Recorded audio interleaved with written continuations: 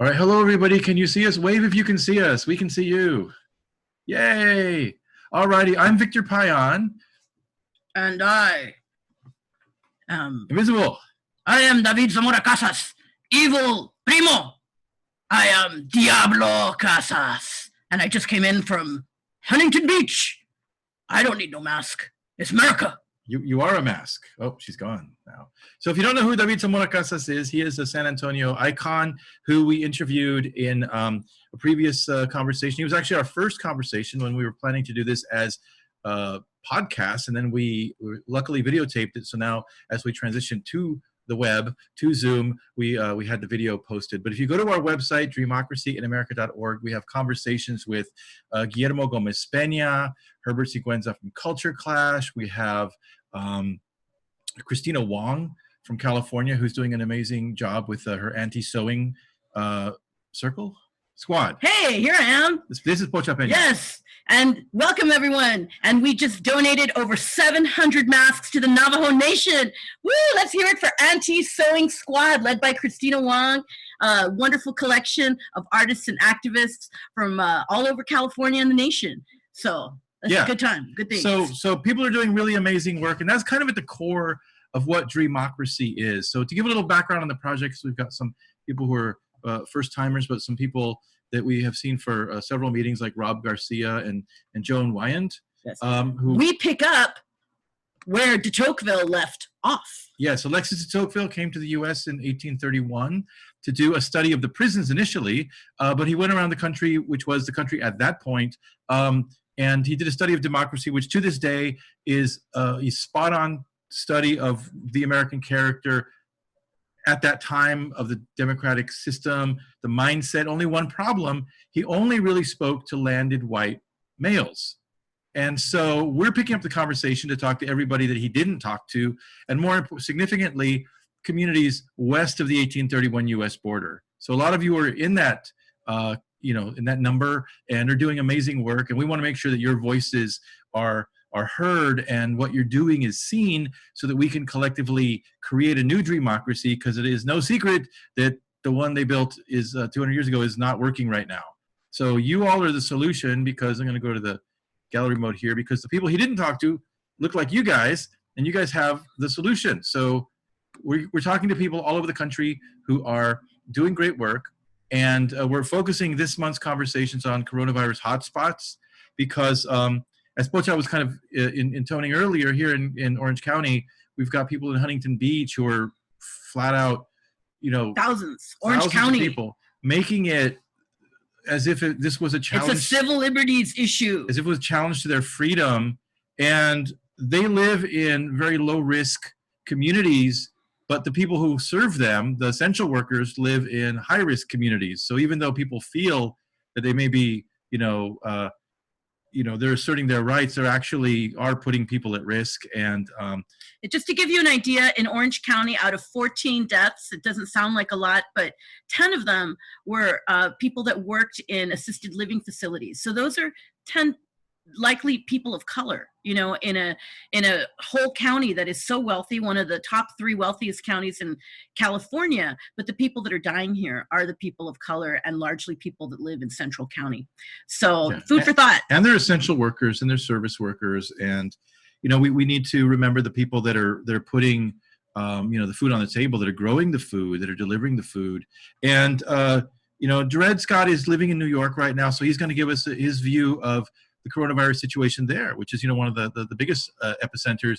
And so it's important that we understand what people are seeing, because for those of us who live in less populated areas or rural areas, you're not getting a full sense of the picture. But once it gets into your community, this is what you can expect. So, but we're excited.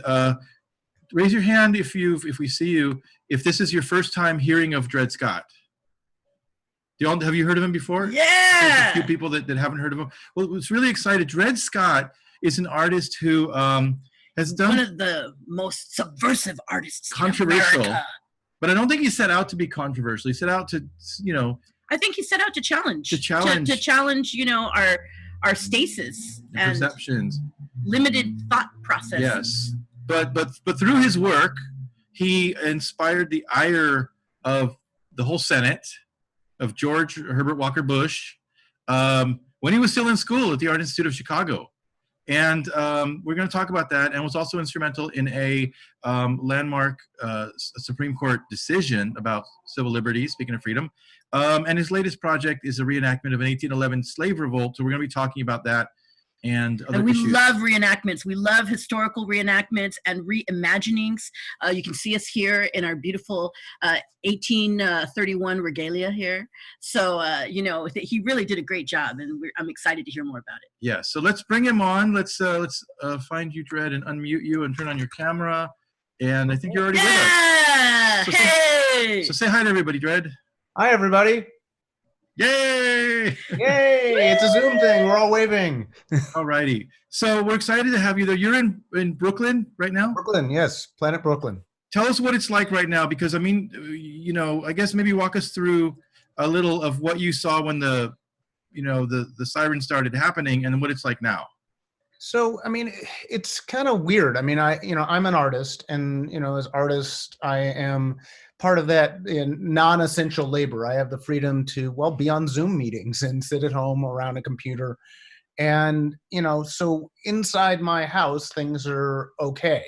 But just outside the doors, it is, you know, New York is and has been a mess. I mean, you know, I don't know if you guys heard, there were, you know, about 3 weeks ago, there was reports that there was a funeral home that had rented U-Haul trucks to temporarily store bodies in, that they didn't even have refrigeration, and they got discovered because somebody walked by and saw juices running out of the truck, and it stank, and they're like, "What is this?" And so, you know, it's that. And then just today, I got or maybe yesterday, I saw a post from a really interesting artist, a great actually actor and poet, Carl Hancock Rux. And he had taken a picture in a neighborhood called Fort Greene, which is sort of a wealthy-ish neighborhood now. But the Barclays Center, where one of the basketball teams plays, is there, and they have concerts. And it's now turned into like a food pantry. But there was a line of tons and tons of Black people like around the block looking for food. And so for some people, they're, you know, it's like, you know, for a lot of the more well-to-do in New York, they got the hell out of New York when coronavirus was coming, and they went to the Hamptons or they went to Connecticut. And a lot of times they took the virus with them because they were already infected, and so they got those communities sick. But regardless, they were like looking out for themselves, and so Manhattan kind of emptied. But the places where a lot of people live, in Brooklyn and Queens and in the Bronx, those became, you know, I mean, we you know, they're called hotspots, but really there were Black people living, or Black and Latino people living there catching this virus, and many of them are dying. And so it's, you know, the thing that for me sitting at home was the most prevalent was hearing ambulances round the clock. I mean, it's you don't hear them round the clock continually right now, because you know, New York has sort of flattened the curve, but you know, a month ago, it was continuous. And, you know, when I'd go out to go shopping to get groceries or whatever, I would see ambulances. Or if I'd go for a walk or ride my bike for a little bit of exercise, you would see ambulances. And I mean, just like several of them. I mean, I'd go for a bike ride and, you know, for an hour, and I'd see 5 or 6 ambulances just in the place that I was. And so it is, you know, this is definitely affecting the city. I mean, I have friends that have been sickened by this disease. I have, you know, not a close friend, but somebody I distantly knew, but it was a good friend of a friend of mine who died from it. You know, some people have had mild cases, but this is, you know, I mean, for when I hear that there are people that are, you know, sort of defying the lockdown or saying open America, the divide is, it's basically, I mean, it's not, I don't want to be overly simplistic, but it's basically white people in more wealthy and often more rural areas basically saying they demand the right to kill Black people randomly. And that's what's happening. I mean, it's, you know, it's if you're a custodian in a hospital, if you sweep the floors of a hospital, if you hand out PPE in a hospital, if you're a doctor or a nurse in a hospital, if you're working at an Amazon plant, if you're, you know, bringing food, delivering food or something to people, you are high risk. You're having tons of contact in cities where there's lots and lots of COVID, and there aren't enough beds. I mean, there are now, there's not, I mean, if you get sick now, you'll probably have an ICU, but it is, you know, the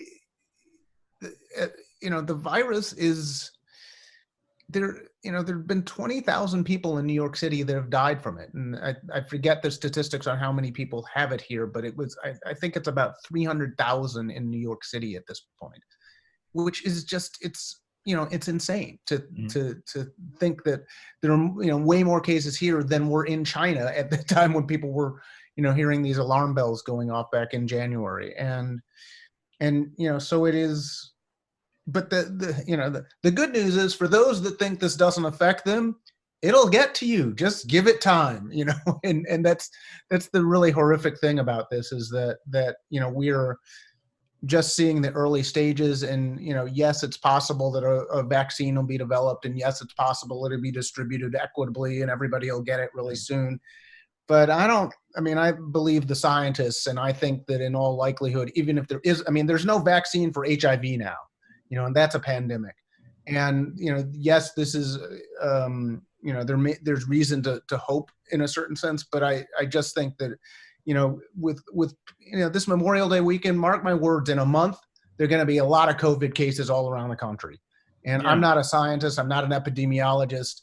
I don't have a crystal ball, but I do know a little about science, and I know how a communicable disease, spreads. Yeah. And that's what we're looking at, and there's no easy way around this. And I think that, we could talk more, but again, not an epidemiologist, just observing what I see in my city and what I see sort of around the country. But it's we are still, people who think this is behind us are sadly mistaken. And it's given how the national and many of the local responses are there.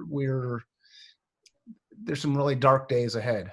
Yeah, and with the knowledge of pandemics, knowing that the second wave is worse, but it's almost, when you talk about the notion of what is an American, right in the Constitution, you talk about life, liberty, and the pursuit of happiness. So it seems like life and liberty are a little more important than the pursuit of happiness right now. Yeah.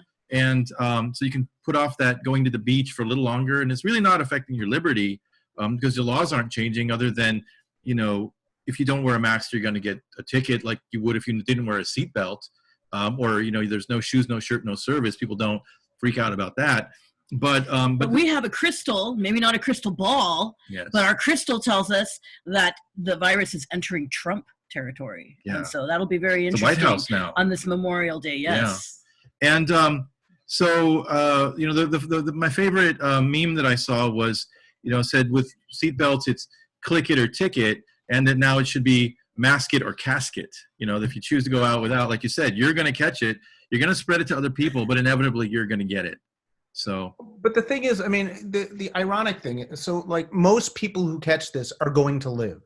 It kills anywhere between 1% and 7% of the people that catch it, depending on where you are, what sort of health you're in, et cetera, et cetera. But even, it's not. A lot of people are like, well, hey, I'm not going to die. And that's actually probably true, but you might kill somebody else. That's the thing, the irony here. It's like the people that say, the guy that's the hairdresser or the barber that is cutting a lot of head, he might catch it from somebody and he might not himself die. But let's say it's one of these guys that are like, hey, you got to reopen America. He catches it from that guy because that guy's been traveling around a lot. The barber catches it and gives it to somebody, and that person might not die, but that person who lives with their parents, that person dies. And the virus can get on their scissors, and get on their what do you call it? The smock. Yeah. Yeah. And I think that your perspective on kind of the racial element of it is true, because as we're going to be talking about a slave rebellion, if a pandemic happened during the slave era, it's the same thing. If you're living in a plantation, you don't care. But everyone else is dying and getting sick right around you. Well, who would have been the essential workers back then? The people who pick cotton or tobacco or sugar. Right. People, oh no, you gotta get back in that field. You gotta understand we got an economy here. Right. So hey, let's go back to 1989. Tell us about your work and what was going on at that time when you did your exhibit, what the project was, and then the reaction.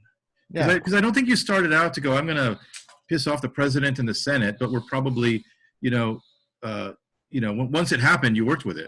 Yeah, well, it would have been really visionary of me to think at 24 years old, yeah, I'm going to get the president of the United States to denounce me. That would have been really visionary. I wish I were that smart. I was not. Look, I was an artist. I was in art school.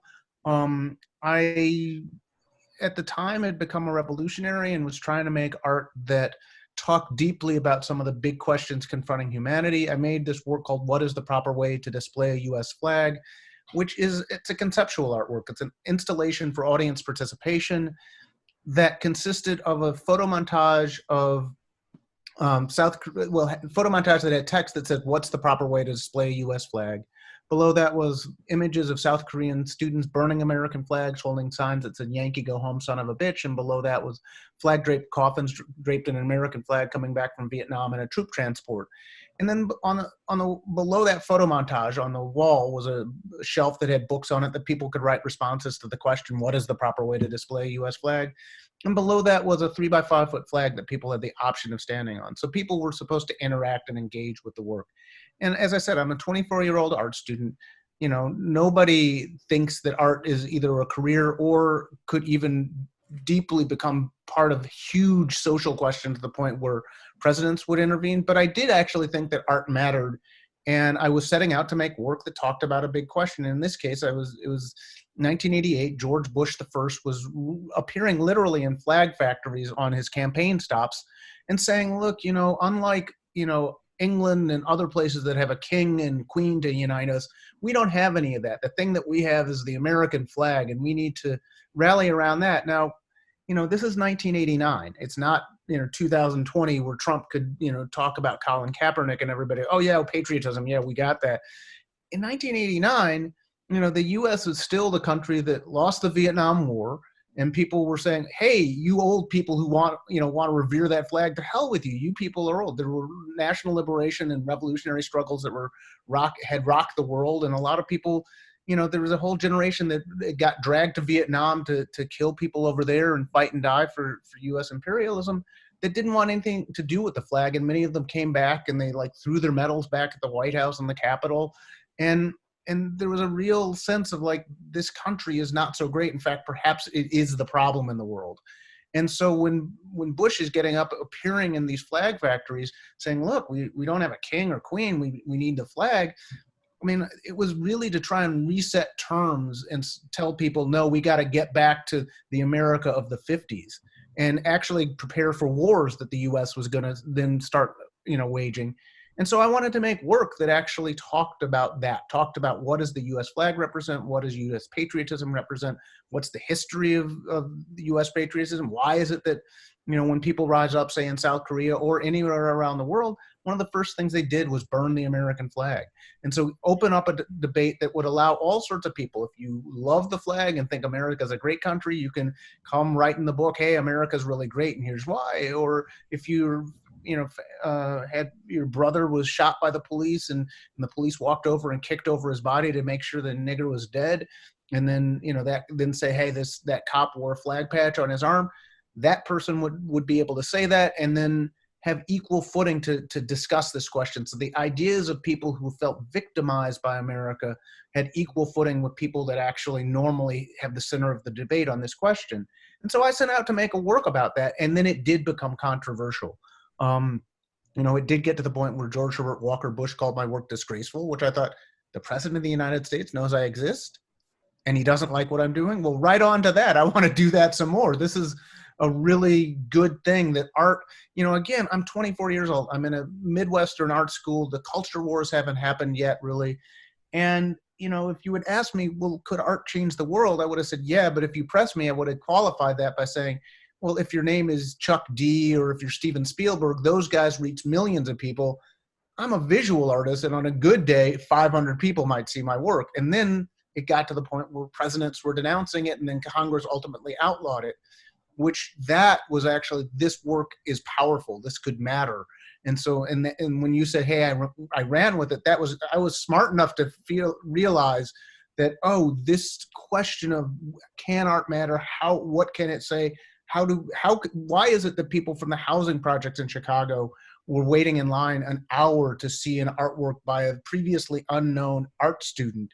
and not only then see it, but then call into a talk radio show to give me not only sort of political support, but also provide art criticism, that meant a lot. And so it was really, a deep lesson in the power of art and how it could both enter into broad social debate and discourse, but also how it could matter for all sorts of ordinary people who were often written out of the concept of who is contemporary art for, and how can they think about it. So yeah, I learned a lot during that time, and I did run with it, and it sort of set my life on a mission to while I didn't think that my work would ever be challenged by presidents and outlawed by Congress again, I did think that this was a sort of a goal of having work that mattered deeply and hit on big questions deeply, was something to dedicate one's life to,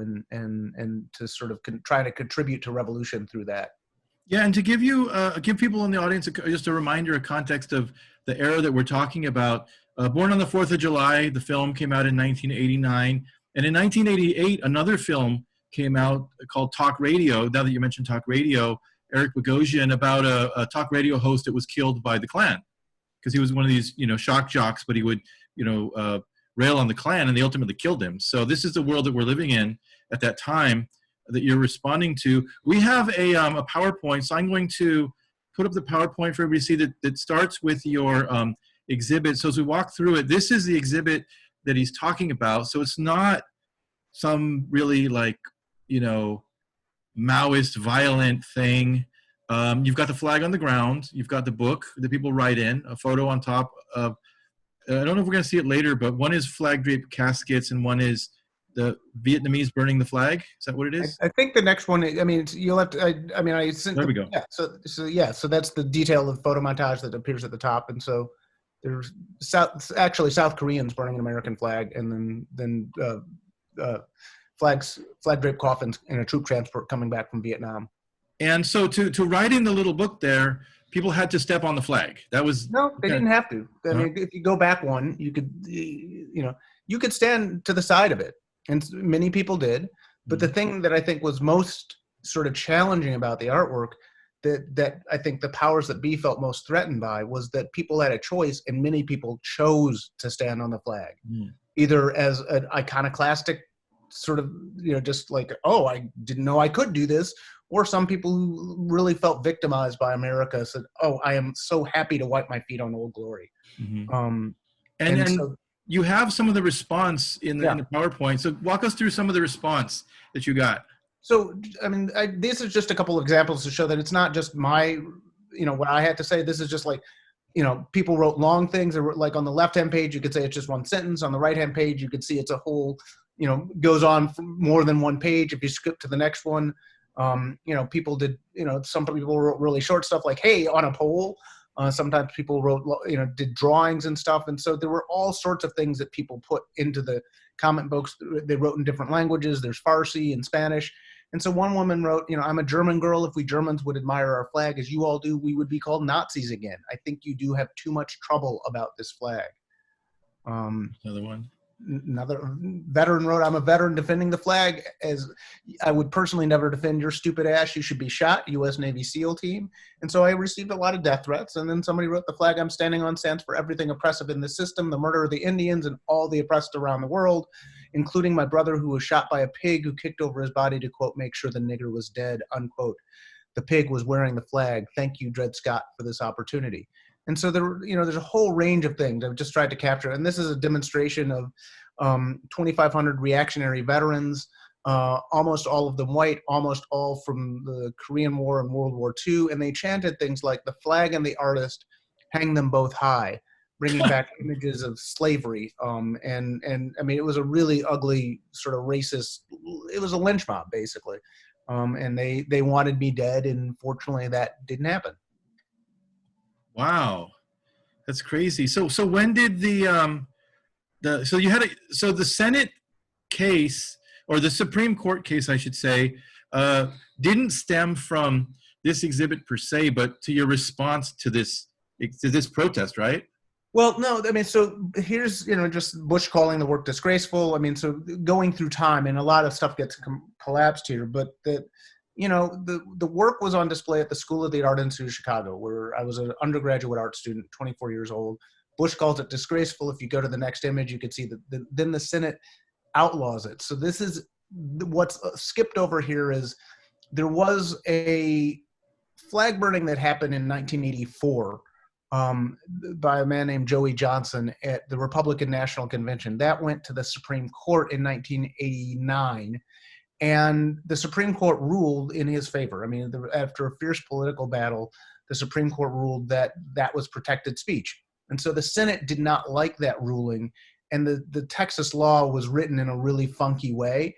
And so the Senate said, well, okay, we're going to come up with our own law, and they passed this law that basically, amongst other things, they literally denounced my work and included wording that says, it said, it outlawed displaying the flag of the United States on the floor or ground, and they denounced a flag exhibit on the floor of the School of the Art Institute of Chicago. So that was specifically including wording that outlawed my artwork. It was about much more than my artwork, but it did outlaw the work. So this gets passed and becomes law.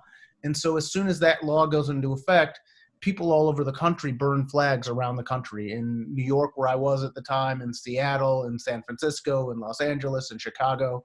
And they didn't arrest anybody. So that then I and other people, including the defendant from the Supreme Court case and a Vietnam veteran, Joey Johnson, this Vietnam vet named Dave Blaylock, and a revolutionary artist named Sean Eichmann, we all went to the steps of the Capitol and burned flags on the steps of the Capitol, which was political protest. It wasn't an artwork. A lot of people talk about it. Oh, this was your art. It's like, no, this wasn't. This was just being like those South Korean students, but in this case, defying this law, which was a national law that prescribed that there was only one permissible view of the flag. It basically said you could not politically dissent and critique the American flag. And my feeling was, well, who wants to live in a country where you can't critique the government?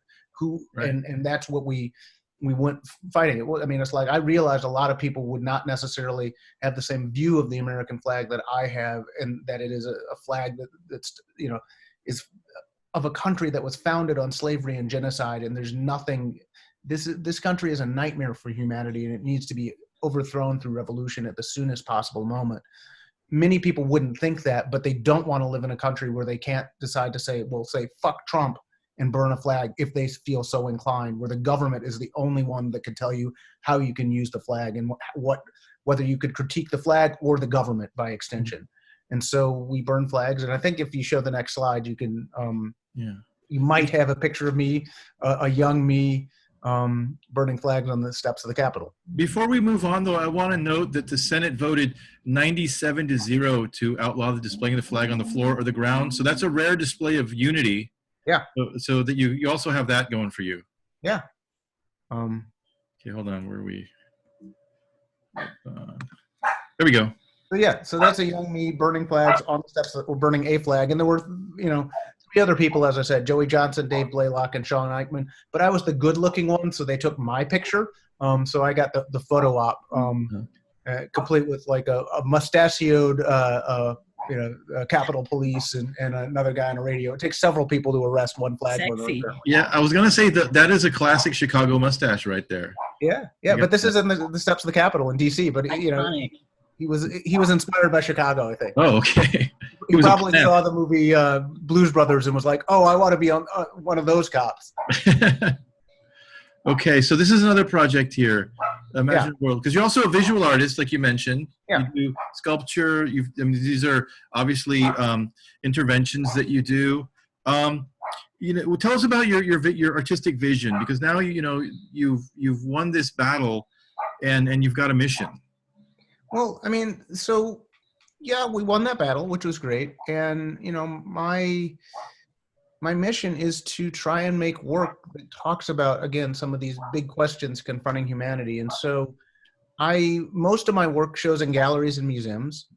Some of it shows on street corners. Sometimes I have permission to show it on street corners. Sometimes I don't. But the point is to make work about these big questions, and whether it's a question of U.S. patriotism, whether it's a question of the U.S. Constitution, whether it's a question of the economic system mean, I did a piece where I burned money on Wall Street, a bill at a time, and encourage those with money to burn to add theirs to the pyre, and so, so whether that's targeting capitalism specifically, or whether it's work talking about the history of enslavement and people getting free from enslavement, it's all talking about questions. It's both look at the history of this country a lot, but also its present day reality, and encourage people to dream how it could be better and radically different. And so with the piece that you just last showed, a piece that was Imagine a World Without America, it was a map of the world. And in America, we're used to seeing America or the Americas in the center of the map. I mean, that's just, but the world's a sphere. You can unwrap it however you want. So I used the perspective that put Europe and Africa kind of in the center, and Asia in the center. And then America got pushed off to the side. And so you can see Florida and Maine on one side, and you can see Alaska on the other, but the Midwest and most of America gets just sort of chopped out of that picture. And so does Canada, but that's, they knew what they did by moving close to America and setting up their country there. So, it's like, I don't feel that sorry for cutting them out, but this is actually not a piece about geography. It's actually about social relations and the disproportionate influence that America has. And one of the things that, with this piece, it says Imagine a World, and then very faintly it says Without America. And I do want people to literally do the thought experiment of imagining a world. I think people's, their perspectives and sights are too low. I mean, oftentimes we're thinking, oh, can we maybe get one more Democrat into the Senate or into Congress or something like that, as opposed to thinking, well, what kind of world would we actually want to live in? And there were times when people thought, let's change the whole world. Let's not just go for what we think is possible to achieve, but let's figure out what we really want. What kind of, do we want a world where profit is the sole determining thing on whether something gets produced, or would we like a world where people's necessities are what determine what gets produced? Do we want a world where people can relate to each other as mutually associating human beings and figure out how we could be shepherds of the world and its resources for all species and into the future? Or do we want a world where we're having increasing climate change, and in the midst of a pandemic, you're having massive flooding, say in Michigan, because dams are breaking because of tremendous storms, and have a huge, cyclone off the coast of Bangladesh that's starting to batter and kill people in the midst of a pandemic. So, there are all these, choices that people are kind of, up against. And I, really, want people to, just imagine, well, okay, what do we want? What kind of world would we want? And then complicate that by taking America out of the picture. And also that's sophisticated, because America still has, two perceptions. It's a beacon and symbol of hope and freedom, and it's a symbol of oppression and, war. So you're asking people to, when you imagine a world without America, they're imagining the America that exists in their head. And what the world will be like without that. Yeah. But also imagining what the America that sort of exists. So look, I've been lucky enough to travel a bit. I've seen, gone to the slums of Khayelitsha, which is a poor area in South Africa, and seen wild style graffiti on the walls of the slum. And it's really cool that an art form that was developed in the South Bronx is resonant and inspiring to people in South Africa. That's really cool. But also I know that there are bombs that are being, dropped by drones that have American flags on them that are flown by kids in Colorado, killing people in Pakistan or someplace like that, or Afghanistan or Iraq. Whether it's the fact that America is now, starting a trade war, which is potentially going to mean that any vaccine that gets developed for COVID-19, people all over the world might have to vie with what corporate interest is that's controlled in America determines that they can pay for this vaccine. Right. America has tremendous disproportionate influence on the planet, whether it's military, scientific, economic, and I want people to imagine a world, dream of it without that. For some people that would be horrific. I mean, I don't think that everybody has to share my view of what America is and what it does in the world, but it has tremendous and disproportionate influence. And so if you take that influence out, you get a very different planet than we have today. Yeah. then I think that opens the possibility for thinking, well, how could we remake that? What would we like to be? And if you think that the great thing about America is that it extends democracy and people can vote or whatever, then cool. Extend that to its logical conclusion. But Right. if you also say that, well, this is the country that is been at the continual and endless war, that is spying on the planet, that has literally a fascist leader that's consolidating fascism right now, and is willing to risk spiraling into decades of more war and oppression with major superpowers now to advance his agenda. That's a horrific thing, that where migrants are fleeing devastation by gangs and poverty and war, and they get to the borders here, and the children are ripped from their parents and put in cages or sent back. I mean, now the thing is, they're dropping off 10-year-olds in countries parts of countries they've never been in, separated from their parents without any family knowing they're there. This is a monstrous society, and put in very predatory situations too.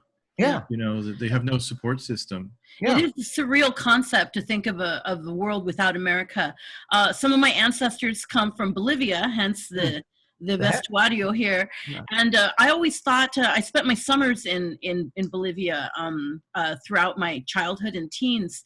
And I always thought it was crazy how they would outlaw McDonald's. They'd kick out McDonald's, they'd kick out Coca-Cola. Yeah. And this just seemed like insanity. They have native indigenous communities that don't use any form of cash currency. They're against it, and they don't believe in paying for water or creator given resources. And it was just a total opposite vision of society than what I grew up with here in Orange County, in the Disneyland's backyard. It was like the total opposite. But when you think of a world without America, it really is a very radical concept. Just to imagine is. But you're saying you don't have Coca-Cola? Then I don't know about that. I mean, that's where I draw the line. Because now we're back under a fascist government. But Evo Morales was there for 12 years, and during that time, I remember there were always coups, and the American corporations were usually the first to get But they did kick out McDonald's, which was they did, which is crazy. Yeah. So tell us. So now in the slideshow we can go back to it. But is there something we should go with your visual art next, or do you want to get into the slave revolt? Because that's really exciting. We could go to the slave revolt. I mean, the thing is, I sent you a PowerPoint. I didn't know what order you wanted to show stuff, or whether you wanted to talk about the slave rebellion. So let's jump into slave rebellion. Let's just go there. So maybe it's a good time to talk about a slave rebellion. Yeah. We need more of them, and both reenactment, but also we need more slave rebellions, which is why I did the reenactment of one. Yeah. And so yours is 1811. Yeah. Just to give a kind of historical context, slave revolts and rebellions have been going on pretty much as long as there's been slavery. Yes. And they've been violently put down, and they've been erased from history. And we focus on de Tocqueville, and de Tocqueville came to the U.S. in 1831. And one of the first things he sees when he gets here, he's traveling around, is the Nat Turner revolt happens. Yeah. And then it gets put down. And also de Tocqueville came after the major slave rebellion in Haiti, which happened, I think about 5,000 Europeans were murdered, and that was a big reaction to the brutality of that regime. Yeah, so it's not an isolated incident we're talking about here. Yeah. No, so I mean, I tell people, look, you can't understand the modern world if you don't understand slavery. You can't understand America if you don't understand slavery, and you can't understand slavery if you don't understand slave revolts. I mean, of people that were captured in Africa and brought to the Americas, and most of them didn't land on the shores of the United States of America. Most of them ended up in Brazil or in the Caribbean. But of the about 12.5 million Africans that were captured, of all the passages, the Middle Passage ships, about 10% of them had mutinies and rebellions that happened on the ships. In America, in the United States of America, there are over 250 documented examples of slave revolts of 10 or more people. Okay, that's not to say even just the ones that didn't get documented or were just a few people were trying to kill the enslaver or something like that. But 250 instances where 10 or more people tried to launch a rebellion. That's huge. And it is defining, I mean, you know, there wouldn't be a world as we know it, and there wouldn't be an America as we know it without slavery. The wealth that was extracted during that period is tremendous. You don't get France, England, Portugal, Spain, the United States without slavery. That is the wealth that is accumulated in Europe and is the foundation for the modern world is stolen labor and based on the plunder of peoples from Africa that were imported to work in the Americas, in countries that were depopulated based on the diseases that Europeans brought with, well, disease and steel and guns that they brought with them when they killed the indigenous population that were here. And so, you know, it is just foundational, but slave rebellions, people did not willingly submit to it. There's all this mythology that, you know, enslaved people, you know, just happily, they were happy or whatever. And it's like, that's not the case. They were, you know, outgunned often, but they were fighting and resisting in ways large and small all during that time. And so one of the things when I was doing Slave Rebellion Reenactment, which was a reenactment of a rebellion that happened in 1811 outside of New Orleans, which was the largest rebellion of enslaved people in the history of the United States. And it had a chance of winning. I mean, this was, I mean, you know, all slave revolts are righteous, but this one had a plan and capacity to possibly seize all of Orleans territory, which is modern day Louisiana. And they wanted to set up an African republic in the New World that would have eliminated slavery. So it was basically inspired by and it wouldn't have existed without Haiti. The Haitian Revolution starts in 1893 and goes up through 1793 and goes up through 1804. And so, you know, they were tremendously inspired by that. And they're like, well, let's do that here. And you know, it has a chance of succeeding, and that would have, if it was successful, it would have rewritten U.S. and world history.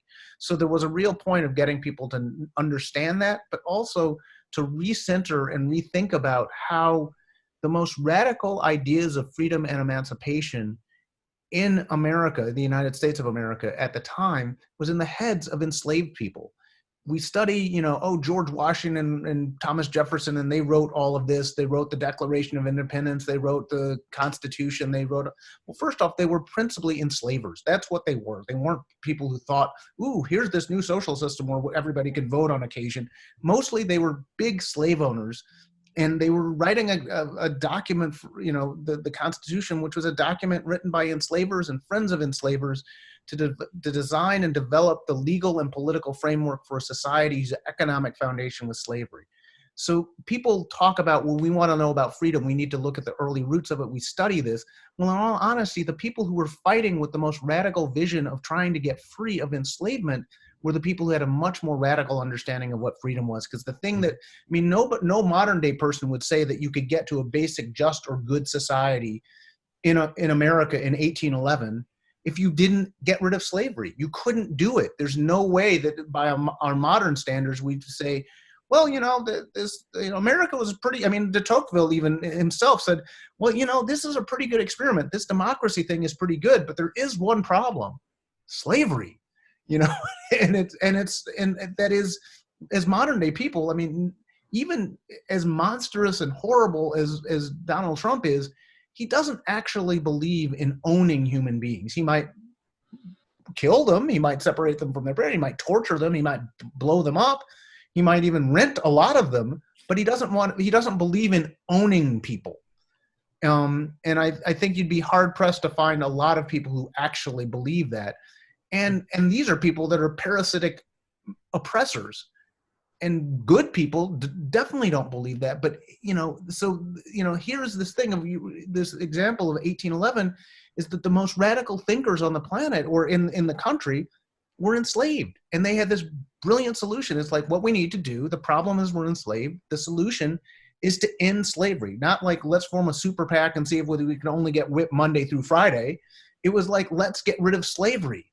How do we do that? Well, we have to overthrow the system of enslavement. And so that's what Charles Delons and the people that he worked with decided to do. And that's what we reenacted. So we had 500 people in period costumes with machetes and muskets and sickles and sabers, and horses and you know, dressed in 19th century French colonial garb. And we said, you know, we marched for 26 miles over the course of 2 days on the outskirts of New Orleans, starting in a town called Laplace, and we got down near a town called Kenner, and then we ended up taking buses and then went to New Orleans itself, into the city itself, and chanted, "On to New Orleans, freedom or death, we're going to end slavery, join us." And so if you were just going to work or going shopping in Laplace, or coming home from a long day at work, or going out for some food at the local Domino's, and you saw 350 armed black people in outdated French colonial clothing chanting freedom or death, we're going to end slavery, you're going to be like, what the hell am I seeing?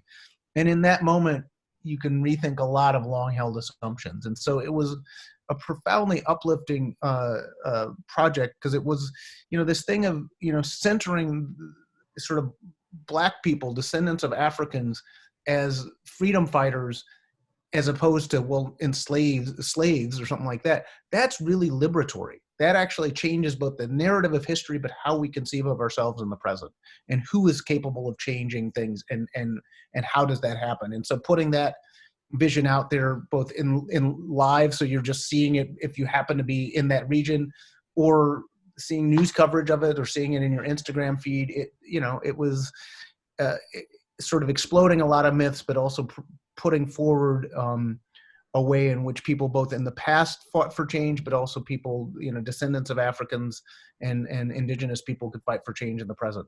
And very what a transformative act, what a cathartic endeavor. And I really want to talk about, like the behind the scenes and the logistics of it later. But I also want to just point out that, we have historical reenactments all the time. People reenact, the Battle of the Alamo, the battles of the Confederacy. We have Renaissance, reenactors. We have a lot of reenactments, but they're not, they're not monuments or recreations of ethnic revolts or of ethnic empowerment. And that's very interesting. So I really love how you brought together all of these elements with 500 people. So should we go to the... We have a clip, but I wanted to add to that before we do that, is that you're doing this in New Orleans. I think we were talking earlier, because here in California, our view of New Orleans is, well, it's not as racist as Alabama or Georgia or, the deep, deep South. But you're saying that it is. Give us your impression of like what the environment you guys are walking into, like what's going on. So, first off, I will say that Malcolm X made a pithy statement at one point. He said, look, if you're south of the Canadian border, you're in the South. And I think there's some truth to that, because while things definitely are different regionally, and I will talk about the specifics of some of the region of outside of New Orleans that where the reenactment was taking place, but this is I live in New York, and this is a city where the police literally choked a man to death for selling loose cigarettes. You might get shot in South Carolina by the cops. Here they didn't say, "Oops, I had my trigger finger and it slipped." They literally 5 cops choked a man to death. And just recently, in the midst of a pandemic, we found out that 95% of the arrests and summonses for social distancing violations were handed out to black people. 95% in a city where we do not represent 95% of the population. The police punched, people who were observing them arrest somebody who was just an innocent bystander.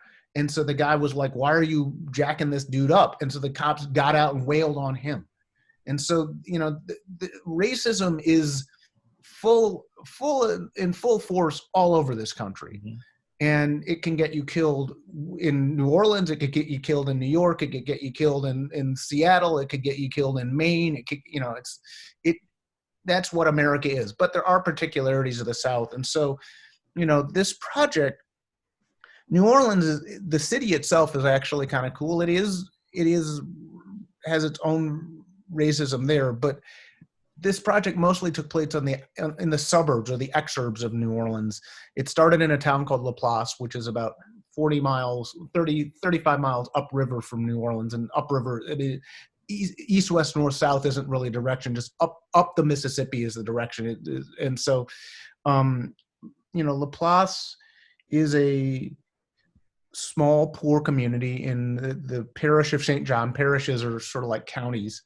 but it's Napoleonic system, and so they have parishes, and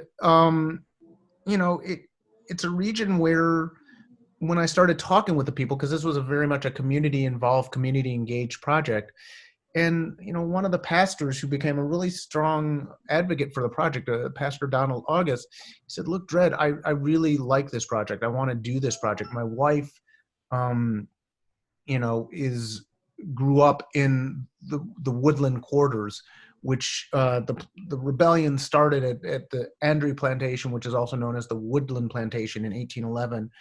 And the quarters that are the Woodland Quarters neighborhood is called the Woodland Quarters because they were the slave quarters during times of slavery.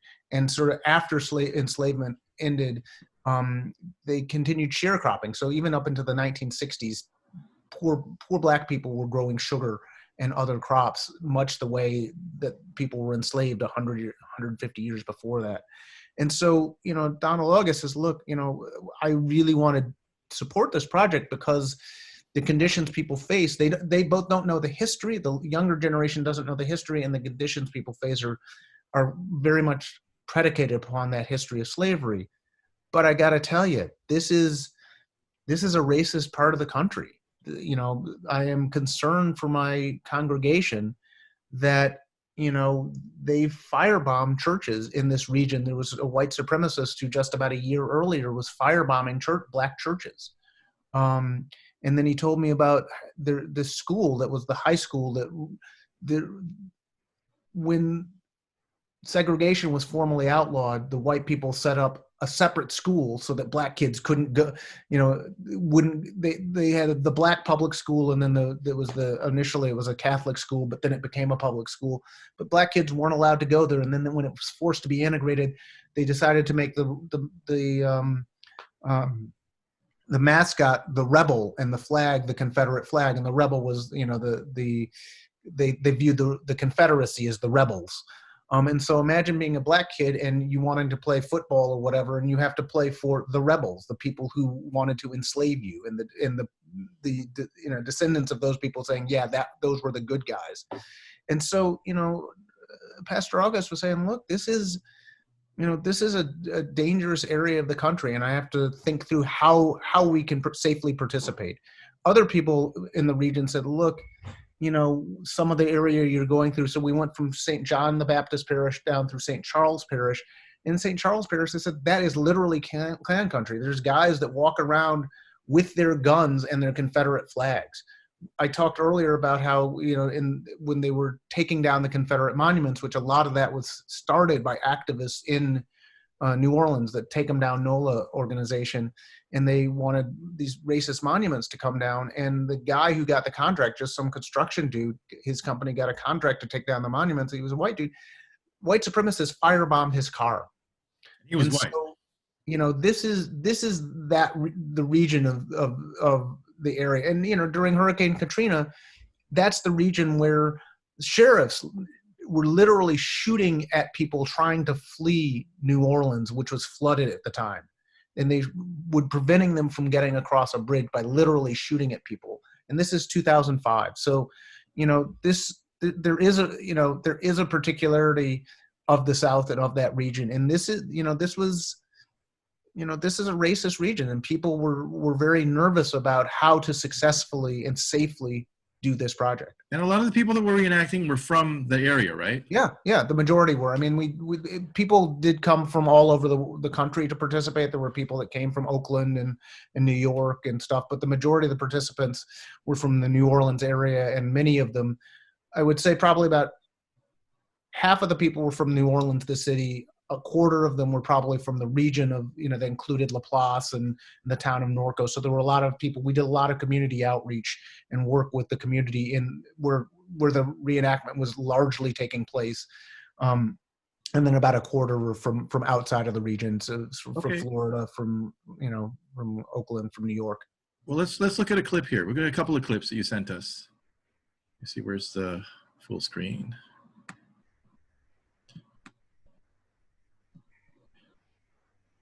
And these, let me look, yeah, so these are, thank you.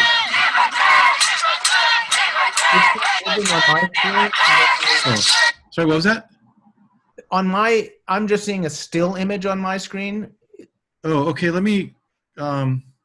Sometimes it, the internet's a little slow on it. Oh, here we go. Share sound, optimize for video. Let me start with the marching one first. Let's see if this plays better. Okay. Are you seeing the screen there? Yeah, I'm seeing the screen. On to New Orleans! Freedom or death! We're gonna end slavery! Join us! Join us! Freedom!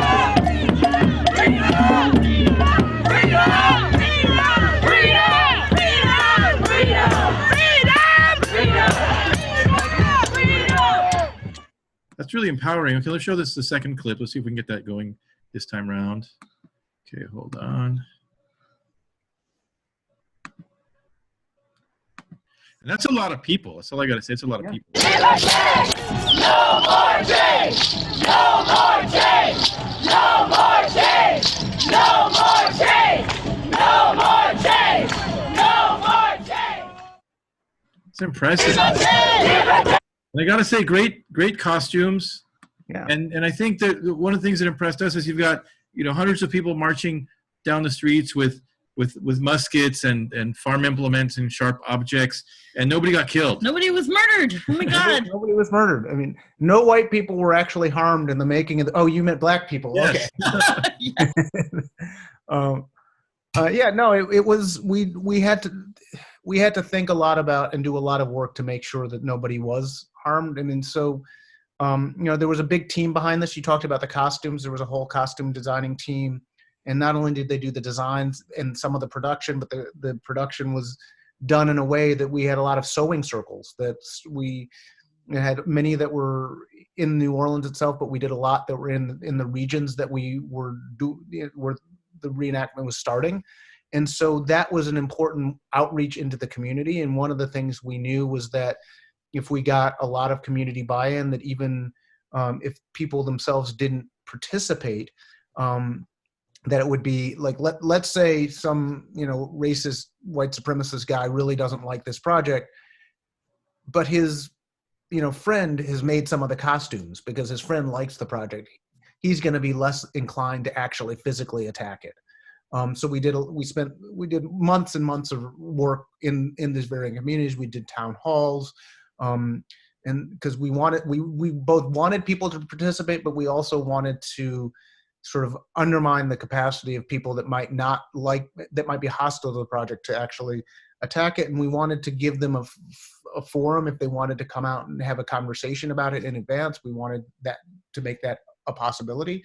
And we wanted to tell people what we were doing so they would hear what this is. And so, because we were literally, I mean, for me, I'm coming from New York, I'm going into other people's communities, and, we're bringing, black people with machetes and muskets and sickles and sabers. And so we do actually have to sort of, get some buy-in in order to successfully do that. And we relied on the people in those communities who wanted this to happen. And as I said, so we worked with Pastor Donald August. There was also Stephen Perilou, who's a pastor in the area. And there were other people, the Larry Saraparu, who was the equivalent of like a city council person. He was on the parish council, and he was a big advocate for the project. And even though he was running for re-election, was hosting barbecues where he would bring some of the organizers from Slave Rebellion Reenactment to his sort of re-election speeches and stuff to have us talk with the community. And so, we did a lot of work to get community buy-in. And then we, had to get a lot of permits. There were a tremendous amount of permitting that was needed, both to do the filming, but also to just be able to walk through the region, as well as there was a battle scene that happened that, we had to get so there were a lot of permits that were needed, but that then meant we had to talk with various parish councils and sheriffs, and we had to get their official blessing. And as I said, this was, Klan country, and I didn't necessarily think that all the sheriffs would be enthusiastic supporters, but I hope that they would do their job. And so if we met all the requirements of putting up the security and safety planning that was needed, paying for the off-duty police that needed to be on hand, that then we would get permits, and we did. And the sheriff, actually, the St. Charles Parish sheriff, when some white supremacist was demanding that he not give us the permit, and he basically said, look, these are, it was funny because he was sort of, if you had said, show me a good old boy sheriff, he would have been the picture of the guy that you would have seen. But as it turned out, he basically said, look, these people are American citizens. They have a right to be here. We're not going to have curfews on them. We're not going to quarantine them. They have, applied to do this film here. They've, met all our requirements. They're going to be here. And so he surprised me. And it was, is really kind of a good thing that they did that. And then we also, in addition to having the sheriffs and stuff, we did hire a black security firm because, we wanted to make sure that both visibly, but also people who were really committed to the project were on hand to de-escalate things. And we did a lot of de-escalation training with people. So if the reenactment, if the artwork there was some confrontation of it, we could de-escalate. Even though we had machetes and sickles and stuff, we didn't, I did not want the evening news to be that Dred Scott brings 500 reenactors and hacks white people to death. That was not the story that I wanted to run about this. Half of your reenactors got shot, Yeah.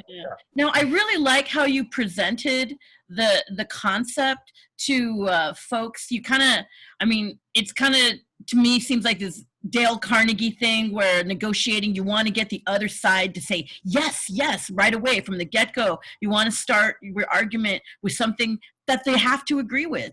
Could you talk more about that? Yeah, well, it's more, so I knew that doing a Slave Rebellion reenactment was something that would give a lot of excitement and joy and initiative to the people I cared about. And that is people who did not support the perpetuation of white supremacy. If you were opposed to the expansion and continued and ongoing perpetuation of white supremacy, if you were opposed to that, this was your project. This is kind of cool. I like this. And it would give those people both a lot of heart, but a lot of initiative. And it was also a project that took away a lot of initiative from people who might oppose it. Because after all, this was a project about freedom and emancipation. This was about people who were fighting against enslavement and trying to get free the only way they could. And there are not a lot of people who would say that people that were enslaved didn't have a moral right to do whatever it took to get free from enslavement. And so, and then this vision of, well, hey, not only were we trying to get free, but we're trying to set up a republic where we've outlawed enslavement. That's a bold vision, and it also is rooted in history. So it was a historic reenactment. It's like, look, as you pointed out, well, the reenactment happens all the time. And so if you're going to do, Civil War reenactment, why can't these guys do Slave Rebellion reenactment? And so there were a lot of ways in which the construction of this project gave us a lot of freedom and limited a lot of freedom. As I said earlier, of these reactionaries, it's like they literally firebombed the car of just a contract worker who was trying to take down these Confederate monuments. It's one thing for them to get up and beat their chests and say, oh, well, this is our history. This is, how are you taking away our heritage? And It's like, well, okay, let's have a conversation about that. Why are you so enamored about the heritage of enslavement? And let's talk about that. But people feel that there's these physical objects that exist and that you have to deal with in some way. Whereas it's like, no, this is something that was specifically talking about freedom and who's opposed to freedom. If you want to get up and say you're not for freedom, okay, we can have that conversation. But and one thing that we always say is that it makes a difference if you're for something or you're against something. Yeah. Right. Nobody's going to be against freedom. Yeah. If you're against this Confederacy or racism, you're getting too close to home with them.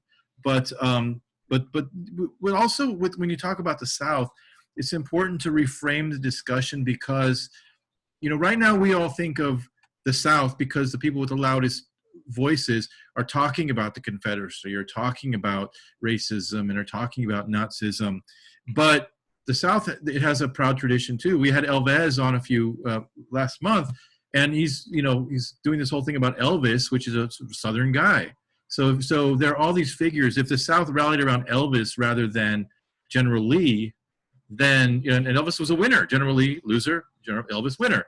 There's so much more that they could be proud of, but unfortunately, a lot of people that are really embedded into this racist vision, that's all they have. Like, that's all they've been taught they have, and they need to defend it.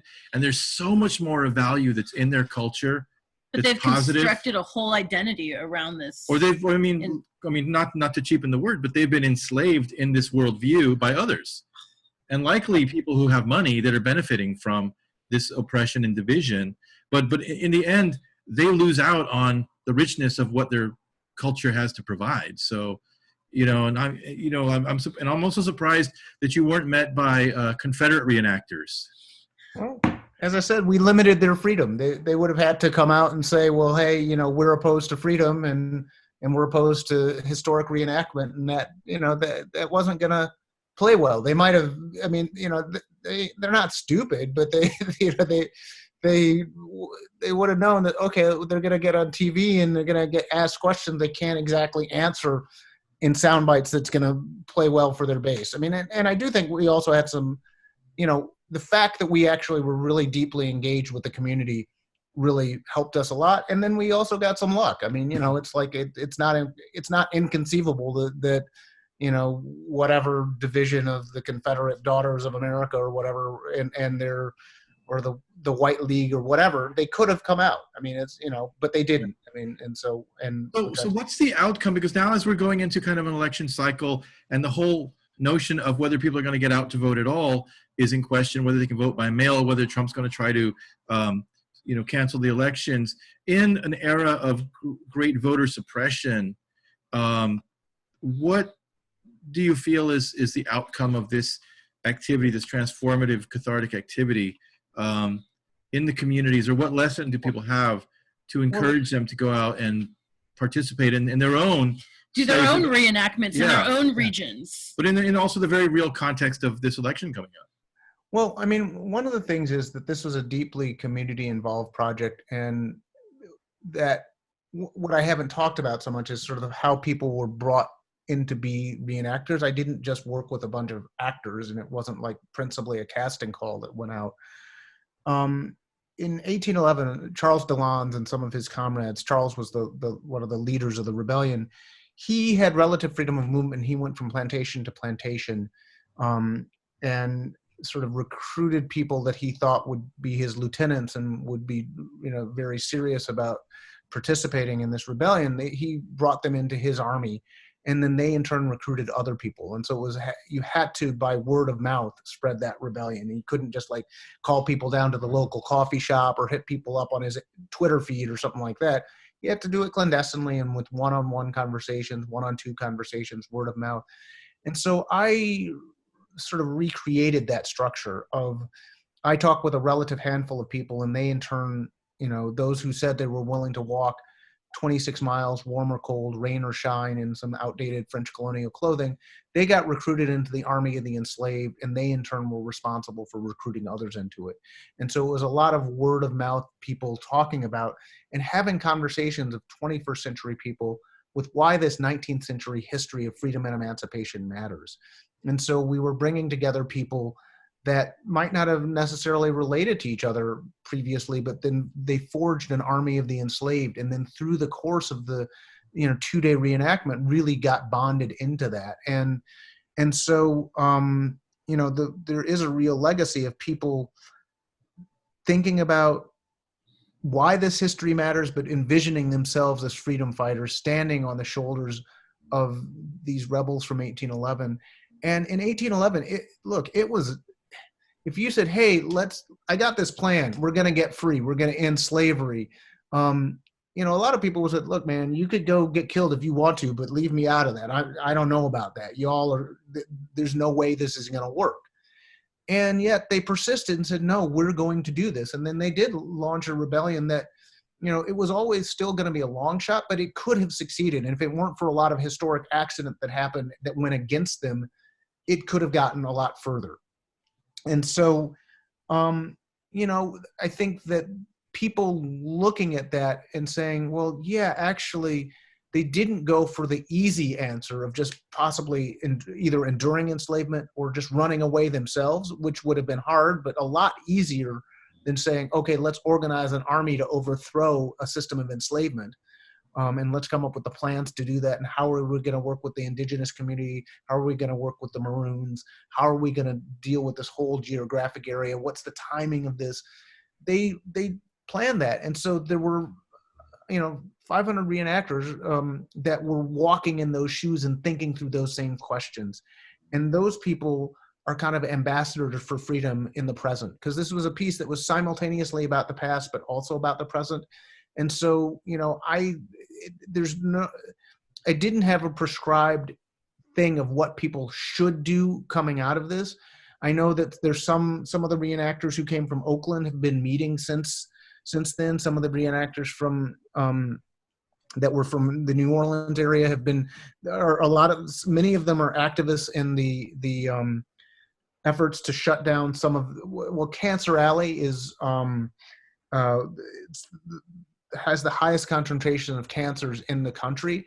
And it's a region that it has a petrochemical industry. There's a huge oil refinery in that region, but also other toxic, the chloroprene, production of neoprene, and which is what wetsuits are made out of and things like that. But the one place in the entire country that is produced is in that region. And one of the byproducts of producing neoprene is a known carcinogen called chloroprene. And there are other very toxic polluting things all in that region. And it's largely poor Black people who are being severely affected by this. And so a lot of the people that were some of the reenactors in this are activists in the fight to stop, to basically shut down some of these plants, which, in addition to being the highest concentration of cancer in the country, the highest rate of death anywhere in the US from COVID-19 is in Cancer Alley. And so there's you could see how slavery led to Cancer Alley and how that's leading to death from COVID-19, and how some of the people that are fighting that were strengthened in their resolve and organizational and vision through being part of Slave Rebellion Reenactment. And so there are lots of different ways that we did not plan, like, okay, we're going to get activists who are part of this battle together and they'll be stronger for it. It's like, no, we're going to do this thing where we're going to do a performance that draws on this rich history, and people are going to embody this history of freedom and emancipation. And then, if say a young activist happens to be next to a lawyer, which happens to be next to a teacher, then they might end up working together or something like that. And that in the future, in ways that I don't know, can't tell them what to do, and they'll figure something really great out. And that's some of the legacy of this. But but the other thing is, this was an amazing project that, did change how people thought about and saw enslavement and freedom and emancipation. And, I tell people, when, Toni Morrison published Beloved, or when Chuck D and Public Enemy came out with It Takes a Nation of Millions to Hold Us All Back, nobody asked them, a week later, hey, what's your next project or what's the legacy? It's like they made the art, and then that exists in the world. And so this artwork exists. There is a film that's going to be made of it that is a film installation that will show in museums and galleries, and there's photographs that will show in galleries and museums if people can ever go outside of their houses again and gather in groupings of people. But the main thing is the artwork exists, and that's much like what is the proper way to display a U.S. flag. The point was not to create legislation or to have that lead to a Supreme Court case for a landmark Supreme Court case around the First Amendment.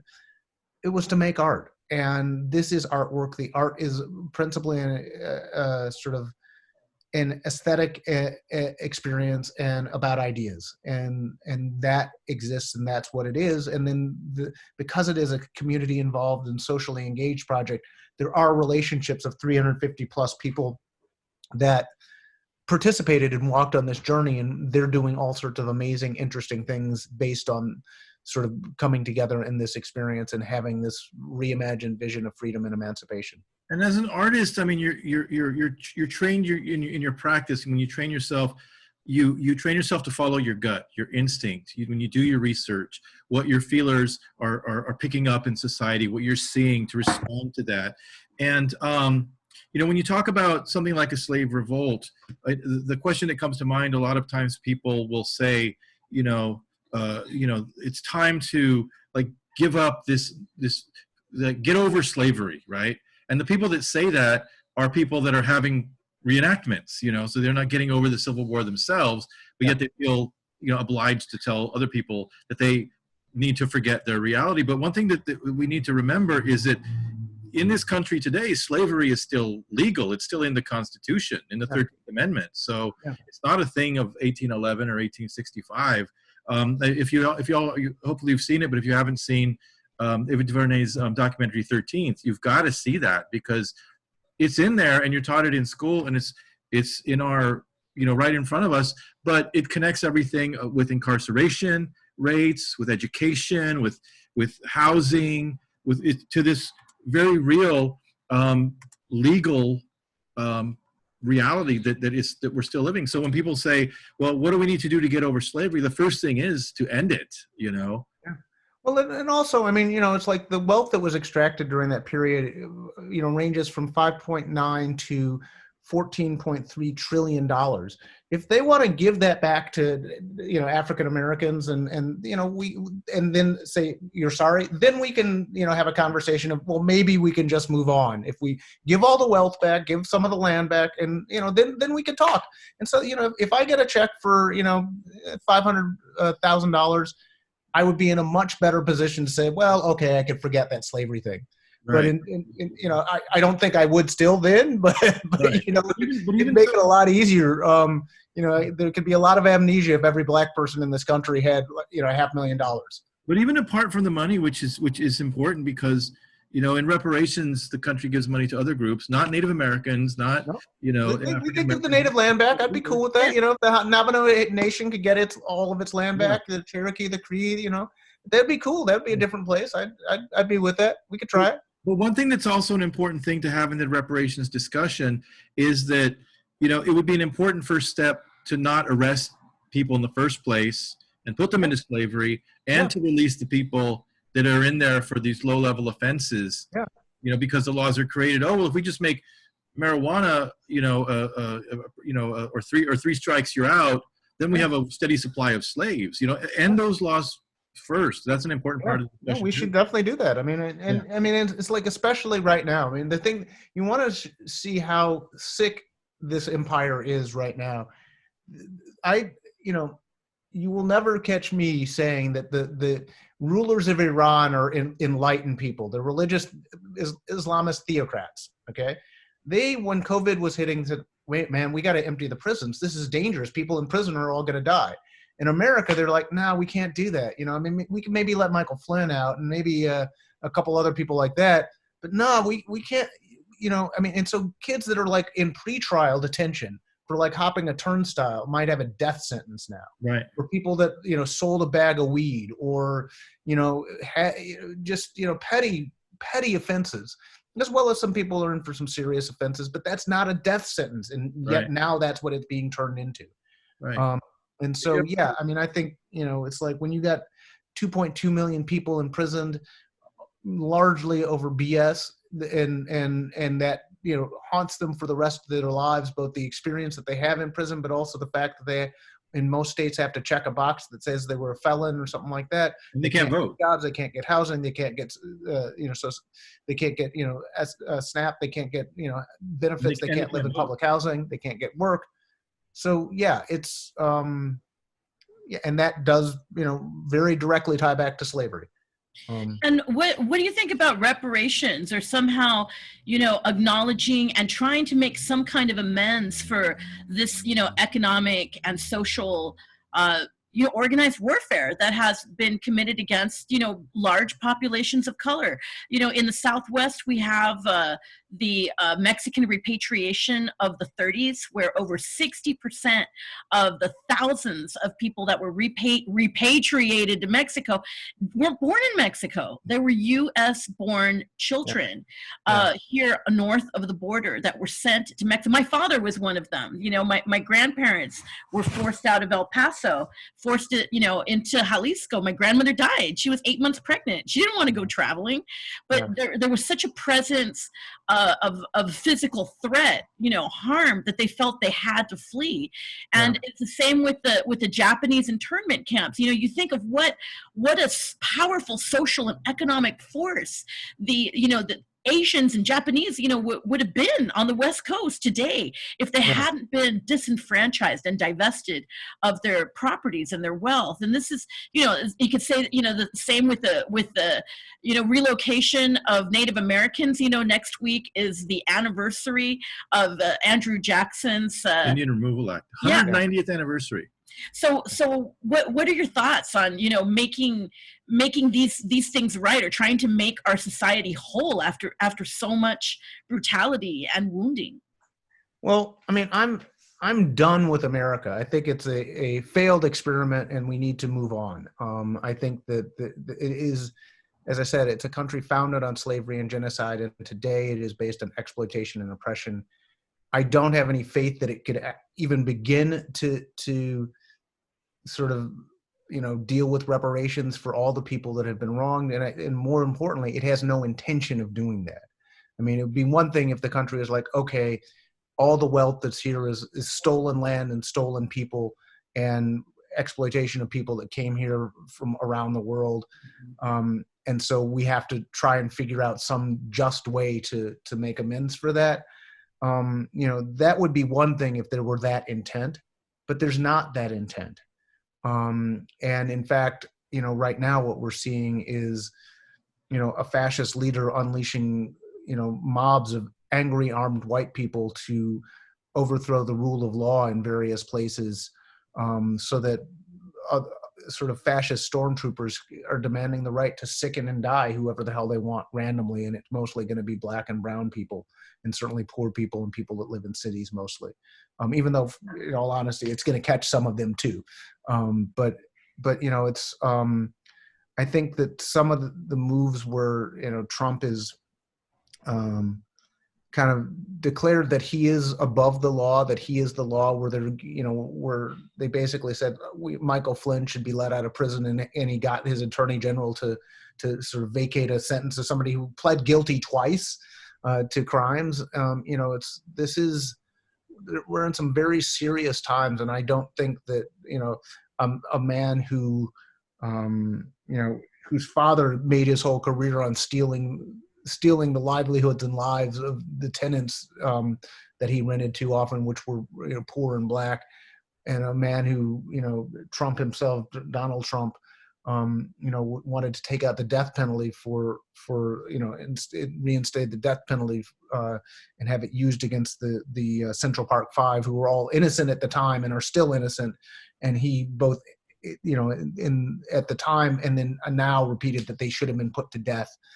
I don't have any faith that this country, its courts or whatever, is going to try to make amends. I think if there were a real genuine desire, that would be an interesting question to think about. But I say to all the good people that are here in this country, why do we cling to America? We could do so much better than that. Why do we want to actually try and take a country that was founded, where its founding documents, you know, as you just pointed out, you know, not even the founding, but on the 13th Amendment, which supposedly outlawed slavery, actually still reinstituted and maintained slavery for people convicted of a crime. But even its founding documents is giving disproportionate federal representation to states that enslave a lot of people. And so, you know, their vision of freedom is predicated upon owning human beings. Why is that the document we would want to go back to? We can do a lot better. If we, I mean, you know, the 16 of us that I'm seeing on the screen got together and said, well, let's draft some principles for how we would like to live. I'm pretty sure we would come up with something far more visionary and lofty than a document that says we're going to sanctify and legally write into its principles owning human beings. We can do better than that. And you know, or writing, you know, what are the states' rights and what are the federal government's rights, so that we can actually maintain enslavement and things like that, which right now to this day is actually causing the fact that with COVID, you're having all these different piecemeal responses that's literally killing people. And so we can do much better than that. We can actually, I mean, in this society, there's no right to eat. There is not a right to eat. You can have lots of other rights, but if you're hungry, you don't have a right to go in and take food off a shelf and eat it. But there is a right to fire people who you can't profitably exploit. So if in the midst of COVID, the economy turns down, you're an airline company, you could say, well, first off, federal government, give me $50 billion, and then say, well, as soon as that period is over, come September 1st, I'm firing all those people because it's not profitable to run an airline anymore because people can't travel. So all those people that need work, they're out of a job. And yet those people can't say, well, I'm hungry, I had a job, I played by the rules, I'm just going to go into Walmart and take some food off the shelf. That's not going to work. Those people will be arrested. And so, I would say I would love to write a constitution and say the foundation of the society is actually people getting, is free and where people are mutually supporting each other and people have a right to eat. They have a right to dissent. They have a right to protest. They have a right to, that's not in the U.S. Constitution. I mean, the right, the way the First Amendment's even written is that the federal government won't pass laws that mandate against free speech, but it doesn't say people actually have the right to free speech. It just says the federal government won't repress that free speech. It's kind of a right to strike. There's no right to strike in the U.S. Constitution. And that's kind of the whole notion behind the dreamocracy idea is that there are people who are doing this right now. We need to get these ideas out there because there's so many great ideas out there. What would, and I want to go to questions because this is a really fascinating conversation. I want people to have a chance to chime in, but we always ask, what does dreamocracy look like to you? So you've already kind of spelled out some of it, but if you were to write that foundational document, we the people, what does dreamocracy look like to you? Well, I mean, I think fundamentally it has to start from a unity between the political system and the economy. And I'm a communist. And I think that a society that's based on exploitation is not going to get to a society that I want to live in and is not necessary. This society is outmoded.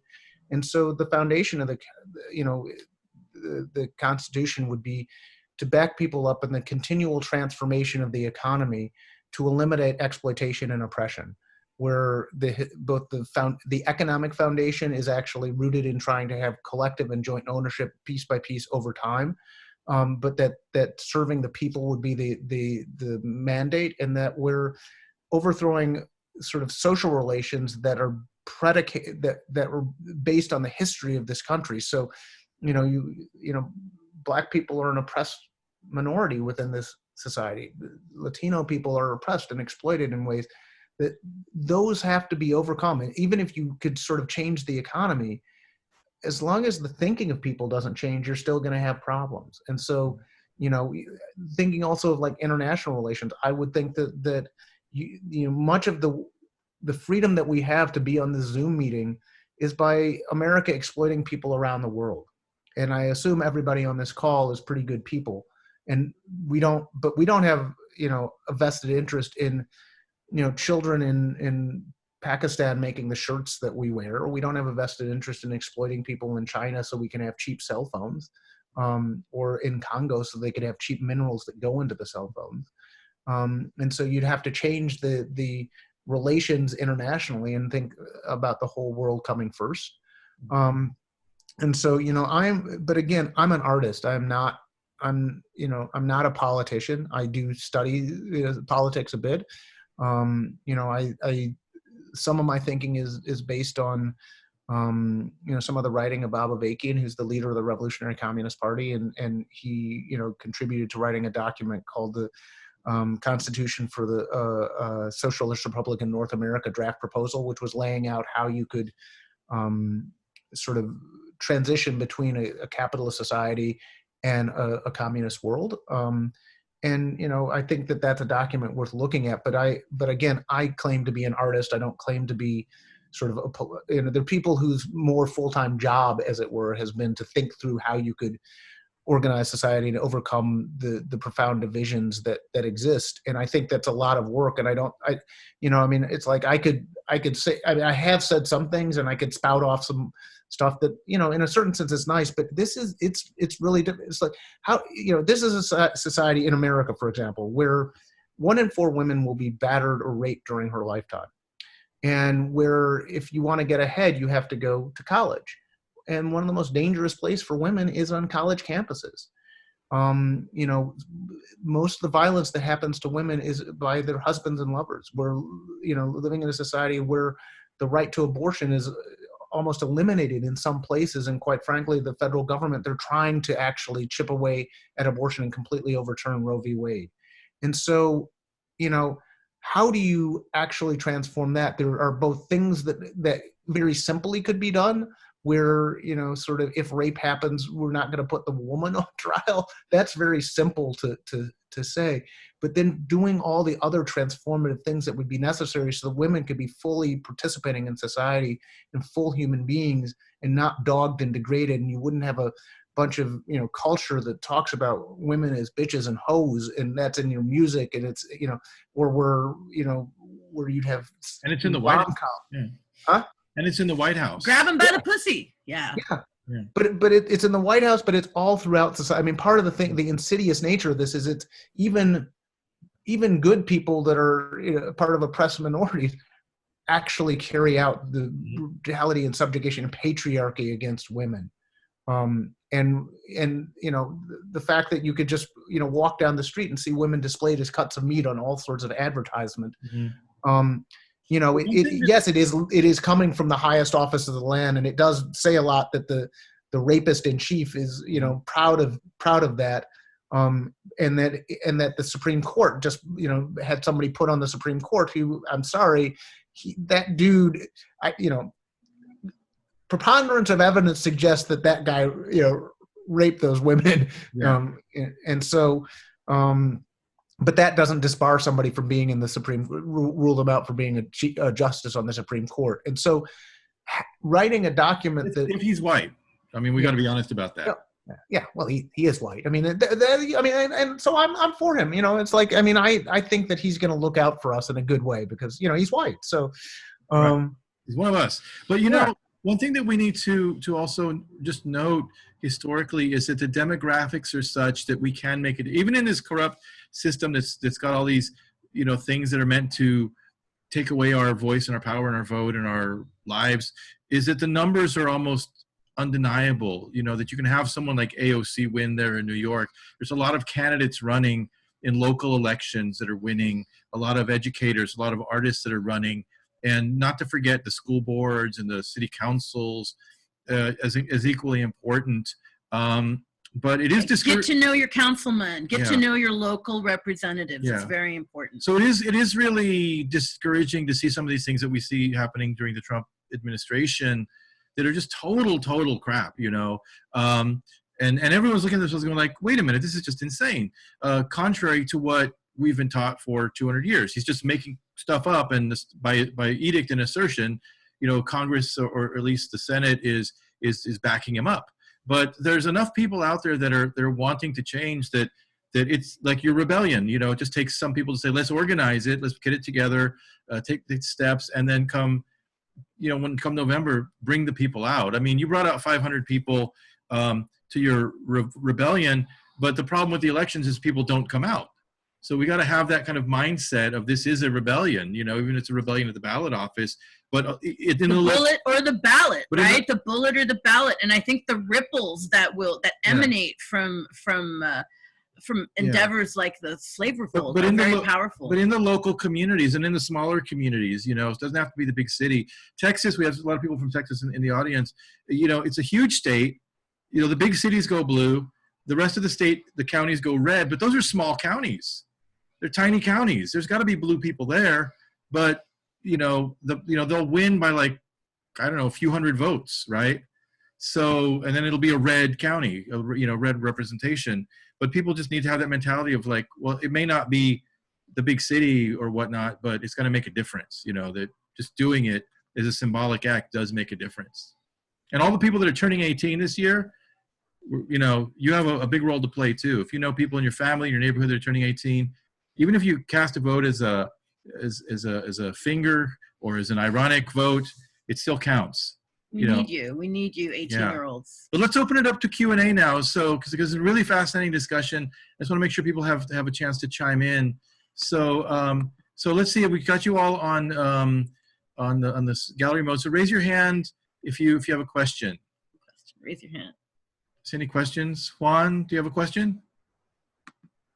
Wait, let me unmute you. Okay, hold on.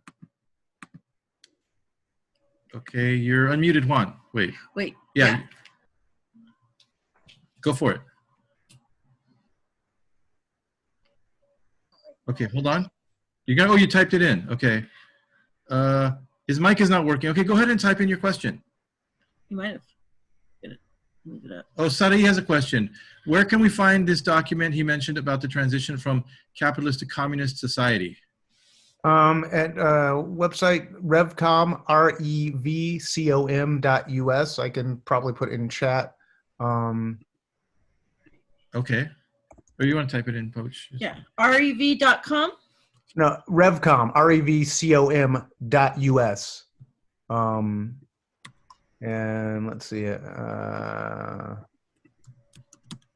set up so I'm only sending it to you, but I don't know how to send it to other people. You're gonna post it in the thing there. Okay, Victoria, you always have some great questions. Do you have a question for Dred Scott? Let me unmute you. Hold on. Okay, you're unmuted. What is your next piece that you're working on right now? I don't entirely know. I mean, part of what I was working on is getting the still photography and the flags from Slave Rebellion and the film installation that I'm collaborating with John Okamfra, who's a really great British-based Ghanaian filmmaker. We were trying to get that out in the world, and that's taking some effort. But as far as new project, I actually had a project that I really wanted to do called Vote in an American Election, which was going to enable people from around the world, particularly, say, in Iraq, Afghanistan, Mexico, Russia, places that are heavily impacted by U.S. foreign policy, to vote in the election. Obviously, the votes wouldn't count, but wanted to basically say, well, look, if you know, America is dropping bombs on you, you should have some say in its foreign policy.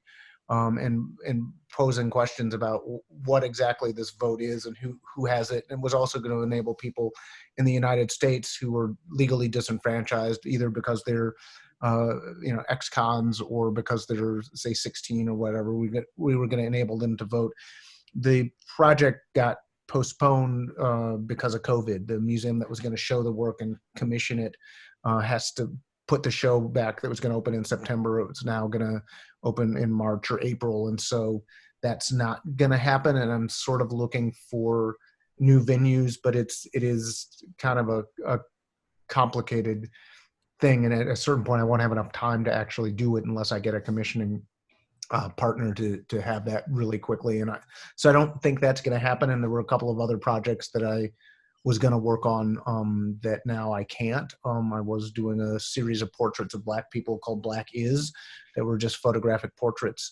But you have to be in the same room with somebody, and I don't know when I could do that. So I am working on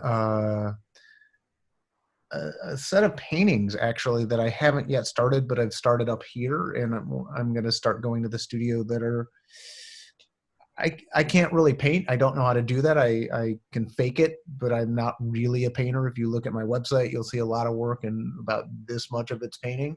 But I think that responding to this era where people were left to suffer and die, and where you have monsters looking out for only themselves, and where they're trying to save the economy at the expense of people's lives, is, you know, I mean, people need to. I'm pissed off. Let's just say I'm furious, and I'm going to do some art that might be terrible and I might never show, but we'll have skeletons and flags and you know, and coffins. Where I'm very frustrated with our governor plowing ahead and opening the state up again. Locally, our mayor and city council people, for the majority of them, are very sensible and are trying to keep us safe.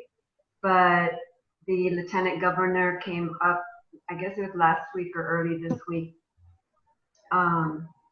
threatening our mayor, because our mayor is trying to keep our stay-at-home mandate in place and keep wearing masks in place and doing everything that they can to help us stay safe. and the governor is pushing all of the cities to open, like just, you know, pretty much willy-nilly. You know, Yeah. I mean, there was some like 25% and now it's 50. In 1 week, it went from 25% to 50. I saw this morning in the news where the bars were able to open today. Wow. And so there were some local bars that opened at 12:01 a.m. And the photos that I saw, there was no social distancing. Yeah. Because now the governor said that masks are not mandatory. There were people out there at the bars already. And Over at Cowboys Dance Hall, which is huge, holds thousands, and it was packed. And just waiting, I mean, it's like, it's going to be a couple of weeks down the road, but there's going to be a whole bunch more new cases because of this stupid. And the hospitals are going to be impacted too. Yeah. Yeah. Well, And that's my thing, is that a lot of people, well, the protesters saying my body, my choice, which pisses me off, right, for them reappropriating our, you know, slogans on taking care of our bodies and turning it around to meet their needs. But it's not, because when they're out there and they're not just endangering themselves, they're putting a big burden on our healthcare system.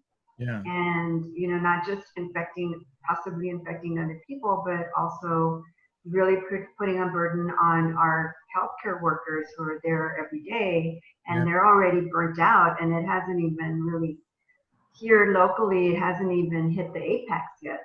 Yeah, and it's not just that they're, you know, kind of irresponsible. Is that, you know, they're being massive dicks about it, like you said. So it doesn't help their cause. Jenny, we have a question from Jenny. Let me try to unmute you here.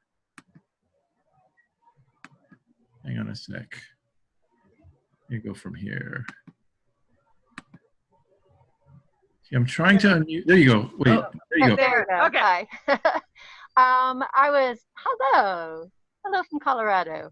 I was very honored to be a part of the Sweet Malcolm that you had on Instagram.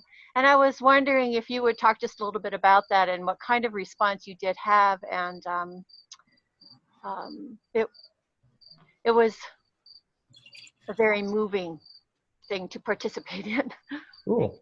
Well, thank you. So Sweet Malcolm was a it's lockdown art. It was a piece that was Sweet, S-U-I-T-E, Malcolm, which was a decentralized performance that I posted on Instagram, sort of the score for the performance. And so, I mean, several performance artists have started to think of performance as having a score, much the way a music piece would have a score. And so if you write out the logistics of the score, then people can perform or interpret that score as you would. And so, you know, maybe somebody playing Beethoven's Ninth would play it faster or slower than somebody else playing it, but that, you know, it's all based on that score. And so I published the score for this project, which basically said that people should, if they wanted to, Sweet Malcolm, a decentralized performance, and I invited whoever wanted to participate. And it said, look, first do research on why Black people are dying at higher rates and being more severely affected by COVID-19, and then have a conversation with at least one person about that. Then showed a statement from Malcolm X where he, in the Ballad of the Bullet, actually said, I am not a Republican nor a Democrat nor an American and have sense enough to know it. I am one of the 22 million Black victims of the Democrats. I'm one of the 22 million Black victims of the Republicans. I'm one of the 22 million Black victims of Americanism. And then said, look, if you know, get dressed up, well, say this, if you're participating, say this statement from Malcolm X 50 times out loud, and then rehearse it as if you were going to perform it.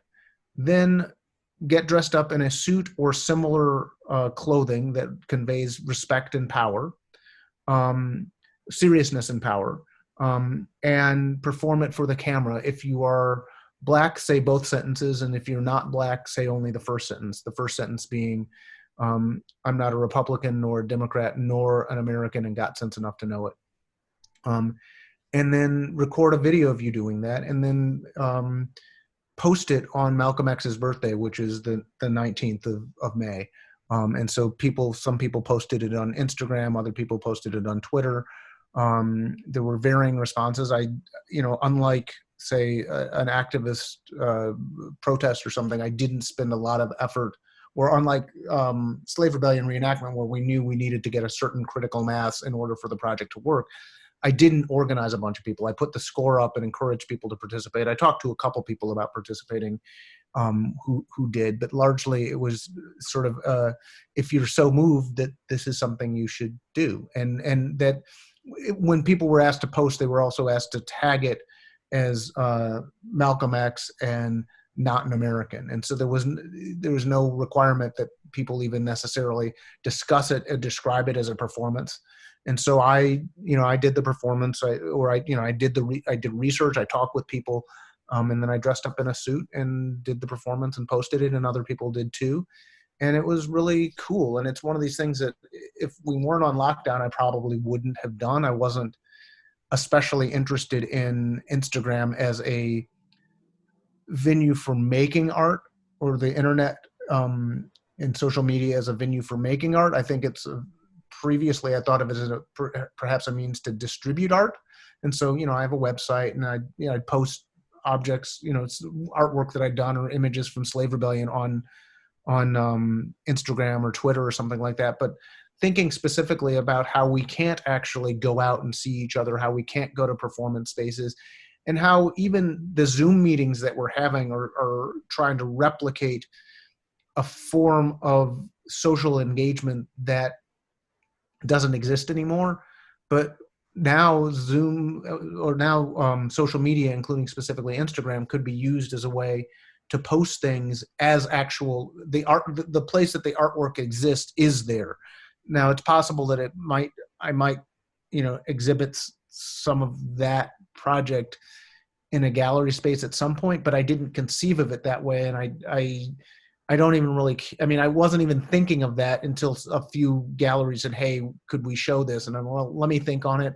It wasn't made for that. It was made for pandemic times and really trying to get people to think, why is it that Black people are dying at 3.5 times the rate as white people of this disease? And why, and then, what hasn't been said is like, look, when banks are making Paycheck Protection Program loans to publicly traded companies, and then maybe as they work their way down to white mom and pop stores, the places that aren't getting funding and don't know how to apply or aren't going to get the funding because they don't have that relationship with a bank are Black businesses. So there are going to be a ton of Black businesses that are going to close now. And so kids that might have had their first job are not going to get that job this summer or in the fall. People that wanted to get experience as a stepping stone, they're not going to get that. Wealth is going to be sucked out of the Black community in all sorts of ways. This $3.4 trillion bailout, well, they aren't raising taxes on rich folk and corporations. You and I are going to pay for that. Mm. And so, there are all sorts of ways that this is this huge transfer of wealth, but that, Black and poor people and immigrant communities and, brown people, we're fucked behind this. And I think people don't even know all the ways that that's happening yet, but it was really interesting to research how is it that the mechanics of racism work out through this. Why is it that you have this natural disease that kills Black people specifically? Is it that we are more predisposed to it because of something genetic? No. It's because, well, we can't socially distance because we're in prison, or because we're the guy who hands out PPE at the local hospital that's overrun. The conditions, Yeah. The conditions created by the political and economic reality. Yeah. So we have a question from Juan. He typed in his question. You did a lot of historical research for your project. Have you thought about extended the research to workshops to places in the world where that type of history is silenced, like in Latin America? I think the workshop format would work in a social distancing era. Interesting.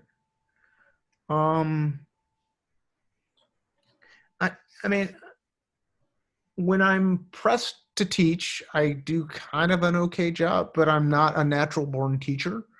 So I don't think like that. But I think that your question and point that, I mean, I think there's some ways that could be true. And that's something worth chewing. So with Slave Rebellion, there was a ton. I mean, I did a lot of research. Other people on my team did a lot of research. People that participated that I didn't know what they did for research, but I know they did research.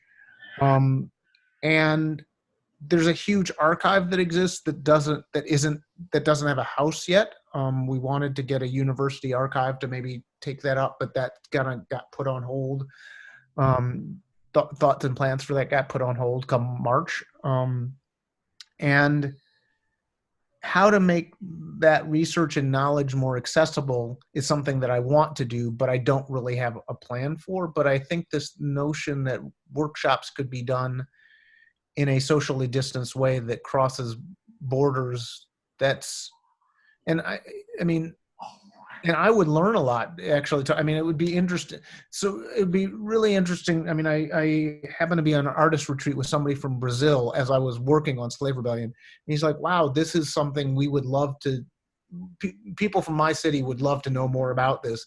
And it's like, well, a huge number of people in Brazil are descendants of enslaved people because there was such high rate of enslavement, and it still colors how people relate in that region. And so, I obviously knew that a little bit, but actually talking with a Brazilian about this and how he was seeing why this piece mattered to him, that would be, good idea, Juan. And I will think on that.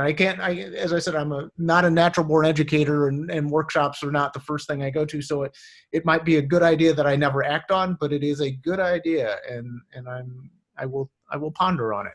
And if you go to slave-revolt.com, you have a lot of resources there, books that people can look up. You've got a lot of the press that came out of this project. So that's, Juan, if you direct people to slave-revolt.com, then they can reach out to Dread. And if you know anybody who's academics who want to invite him to do a class. Or commission him to do that badass voting project. Dreadscott.net is his website. Okay, so Sarai, we have a question from Sarai. I'm going to try to unmute you here. Sarai, go ahead. Hi, yes, thank you. I just feel like it's taking me a minute to gather my words because I had so much knowledge dropped on me just now. But my question was around like the chants that people were doing in the videos. Yeah. I noticed I was looking at the website while you were discussing more about it, and I noticed there was one where people were chanting in, I think it was Creole, and there was one that it said, I didn't actually press play, but it said like Ashe Liberté.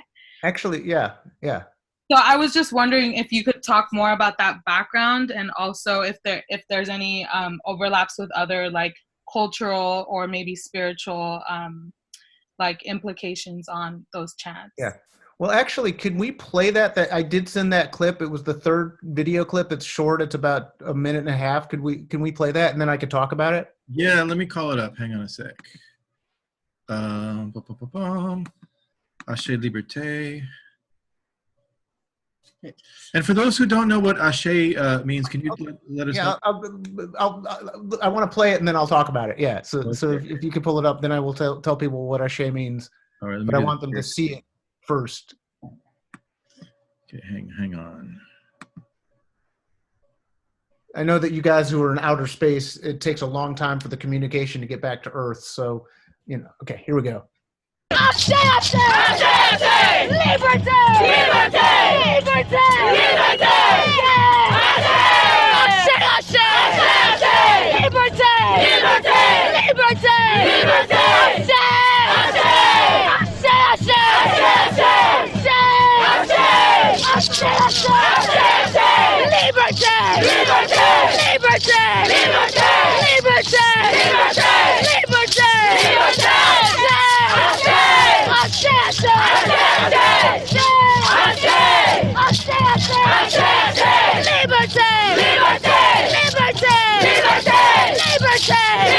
Liberté! Liberté! Liberté!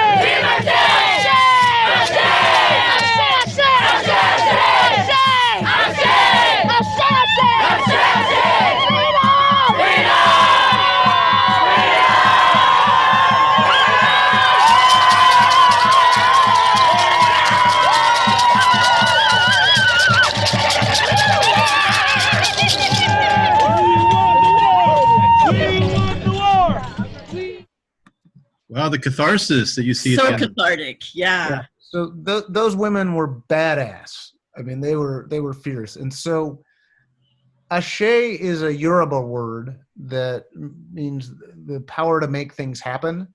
And liberté is a Creole word that means liberty, freedom. And as I said, the people who were the reenactors made up the army of the enslaved. They weren't acting, they were reenacting. And over the course of, 2 days, they really forged and welded into this, freedom fighters and this liberating army. And that was near the end. That was about an hour and a half before the end. And the last hour was a celebration in Congo Square, which is an important part of history in America for the preservation of African culture, specifically musical culture. So the whole thing up until that point was a military campaign. And then when we got to Congo Square, it switched into a cultural celebration. And Congo Square is one of a couple regions in the United States where enslaved Africans were allowed to gather largely on Sunday in traditional dress and have traditional song. And so it laid the foundations for jazz, which then laid the foundation for blues, hip hop, R&B, funk, trap, trance, rap. Any modern day music, bounce, New Orleans brass bands, has its roots in Congo Square. And so we wanted to honor that history with a cultural celebration by we interrupted the historic timeline, and the people, the army of the enslaved was successful in getting to Congo Square and liberating New Orleans. And so what I want to say though, so people marched for 2 days and they really came together as this army of the enslaved. When they got to the old U.S. Mint, which is where they were doing that, that was historically in 1811, it would have been Fort St. Charles. Fort St. Charles was one of the 5 forts surrounding the city of New Orleans that was walled off and surrounded by 5 forts. And there was a detachment of the Army of the Enslaved in 1811 that was trying to seize that fort so that when people got out of the plantations, they would have enough arms to be able to seize the city. And that didn't happen. But I mean, they tried to seize the fort. They were unsuccessful. That advanced detachment got found out before they were able to seize the fort. But we got to that location, which is now a Jazz and Heritage Museum. It's the old U.S. Mint, but it's on the place that Fort St. Charles was. And we weren't intending on staying there for more than a couple seconds. It was like an assembly point, but we had to wait because of some logistical problems. Basically, as I said, we got on buses and went from the town of Kenner down to the old U.S. Mint in the city. And the horse riders had to put their horses in trailers, and the film crew had to get all their film equipment loaded up. And they got stuck in traffic and some logistics. So it took them a little bit longer to get down there. So we had about 15 minutes we had to kill. And these people spontaneously broke out into these chants of Ashe, Ashe, Liberté, Liberté. Now, some of that had been developed in the course of people walking over the course of 2 days. We wanted some Creole to be learned, and we actually worked with a person who speaks Louisiana Creole to develop some songs in Creole that people were taught on the way. And so some of that happened. But then this spontaneous thing happened where these young women who were just fierce and determined to get free, they said, well, okay, this is what the spirit is moving us to do now. And it was, it was the real high point for me of the reenactment where, it wasn't, I did not write those lines. I didn't tell anybody to say that. It's just people came together to do that. And at that point we were completely free in a way that I've never felt in my life. And it was cathartic, but it was also determined for not just us, but for the people that were seeing it, that sort of a liberating army was here, and we were all collectively going to get free.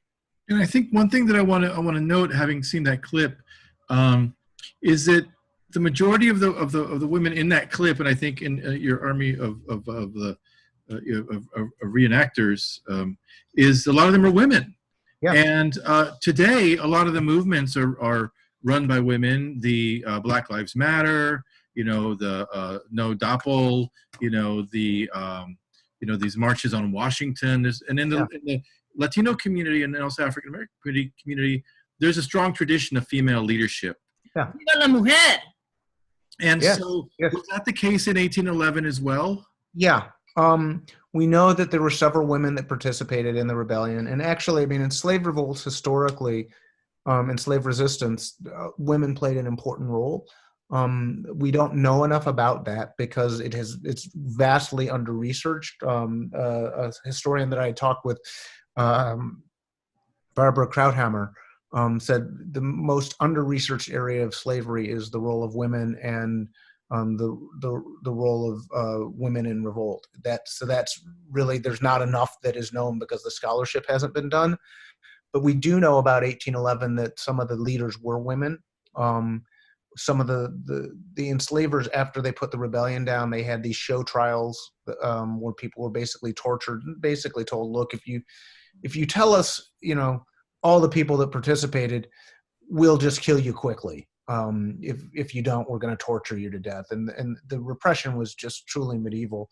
And basically, in order to save people's families, some people, nobody recanted, but it was under tremendous duress, and several of the people that were put to death were women, and enslavers didn't want to. I mean, this was like destroying the equivalent of a Mercedes-Benz or something. I mean, enslaved people were quite valuable, especially women, because they would have babies, which would meant more slaves. Yeah. Well, actually,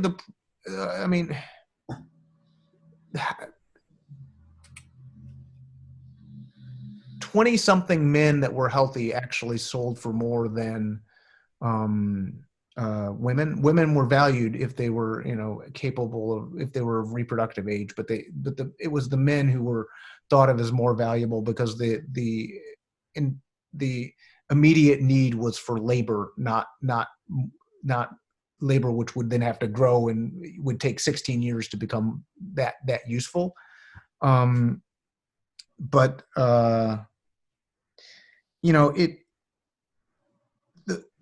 The women were, they put women to death too, and torture. I mean, there's in the record that talks about the role. I mean, some women were identified as leaders. So we know that in 1811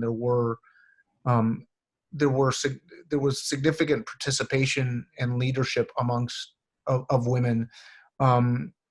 We don't know how many, and I do think that sort of Slave Rebellion Reenactment had a disproportionate number of women to the historic record, but that didn't matter. For me, I wasn't going to do it if there were I wasn't going for gender balance, but I didn't want it to have more than 70-30 in either way. If it worked out that it was 70% male, 30% female, that would have been okay. If it were 70% female, 70% male, 30% male, that would have been okay, or anything in between. If it was 100% all one gender, that would have been a problem. But as long as they're, and for a lot of reasons that I don't know all of, but since it was people that I recruited then recruiting other people, a lot of the people that then got recruited were women, and that people, including a lot of gender nonconforming and queer women, a lot of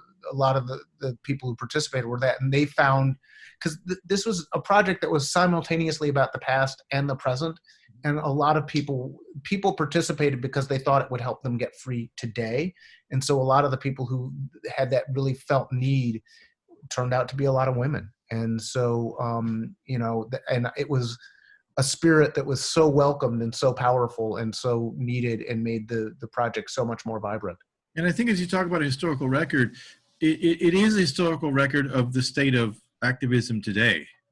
Oh yeah. And the civil rights movement, and I mean, there's and even a lot of the Chicano movement is Dolores Huerta was important.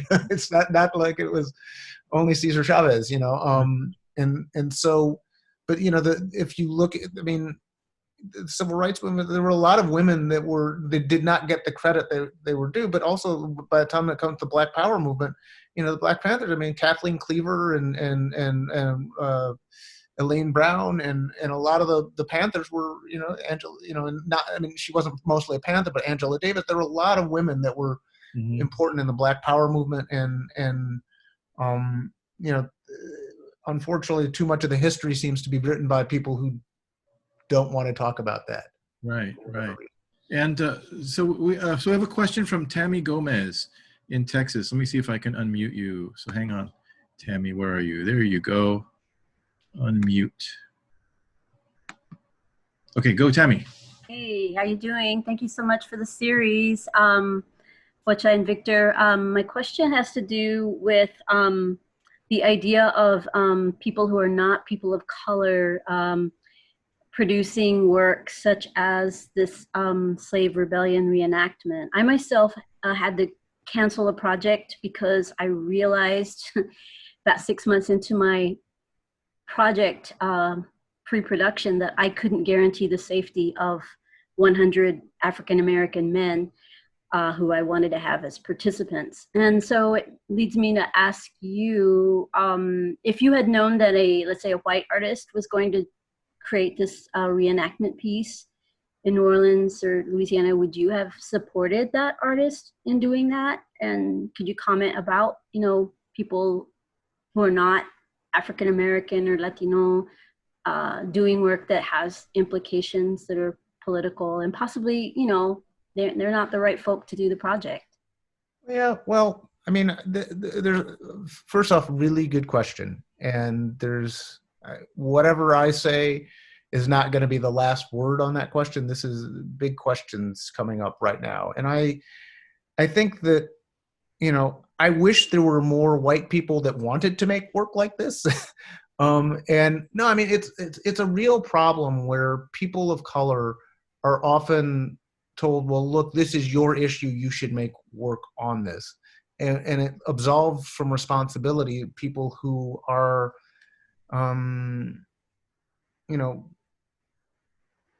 some of the benefactors of the legacy, benefiters of the legacy of white supremacy, and who are themselves not necessarily bad people. There were a lot of white people who participated in Slave Rebellion Reenactment, not in the Army of the Enslaved, but my lead costume designer was a white woman. We really encouraged and mandated that she work with a lot of Black people to help staff her costume department, and it meant she had to go outside of her traditional friend circles, and she did, and it became a really great thing. The head of Antenna, which is the small New Orleans arts organization that presented the project and produced it, that he was a white guy and could not have done the project without him. Bob Sneed was phenomenal, and I owe him a great debt, even though it wasn't his idea, but the project would not have been the same without Antenna's input and without Bob at the helm of it.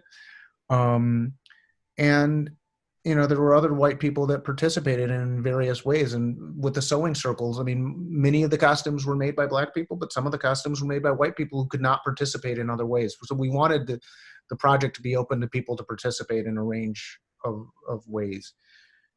As far as the question of like, who has the right to own history and how do you talk about that? I mean,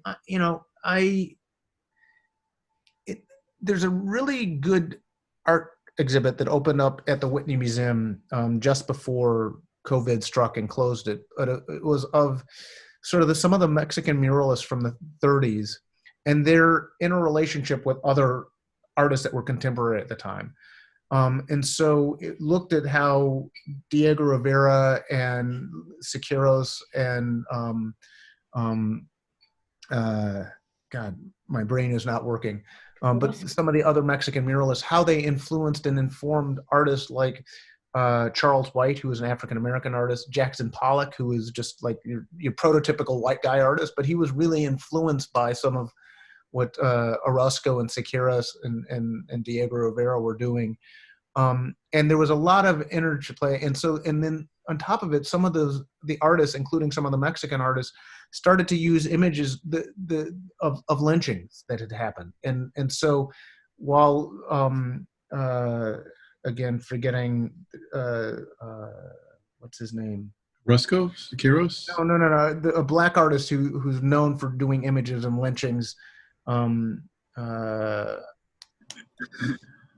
Hale Woodruff. Hale Woodruff had done some really great woodcuts, and the NAACP actually was encouraging artists to do a show using that, and so Noguchi used some of that images, the Japanese artist who lived in America at the time. But there was all this interaction of people saying, well, look, we're radicals, we're the radicals, and we're international, some of us are communists, and we want to get free of capitalism and capitalist oppression. And part of doing that has to be talking about some of the great crimes of capitalism. And one of the things is how black people are treated and lynched. And so there was this interplay where, like, Diego Rivera was inspired by that, and then these artists were inspired by Rivera, and it was very fertile. I think that's a really good thing. Or the song that's most often associated with the struggle of black people around lynching is the Billie Holiday song "Strange Fruit." That was written by a white guy. I think that the question is, what is the outlook of the art?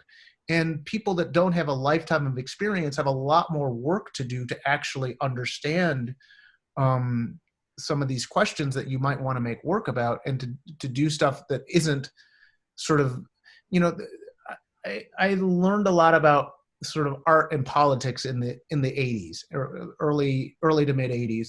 And at the time, the anti-apartheid struggle was something that was inspiring to me and several people in my generation. There were all these Hollywood movies that came out about apartheid South Africa, and they all starred some fucking white guy. A lot of them were good movies, but they all had to have some white hero as part of it. When it's like, no, you can't do that. That's just, and again, they were kind of good movies, but you need to actually put your feet in amongst the oppressed. And so there was one movie which came out eventually called A Dry White Season, which actually starred black people. And it was like, wow, this is really different. This is so much better.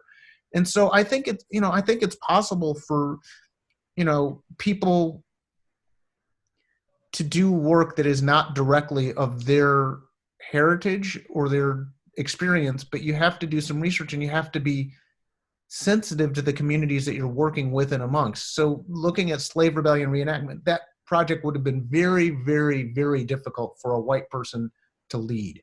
It was difficult for me to lead because I was not from New Orleans. And a lot of people from New Orleans are protective of their history, partially in a good way because so many people have come and stolen and shat on the history, but partially in a way that's not so good.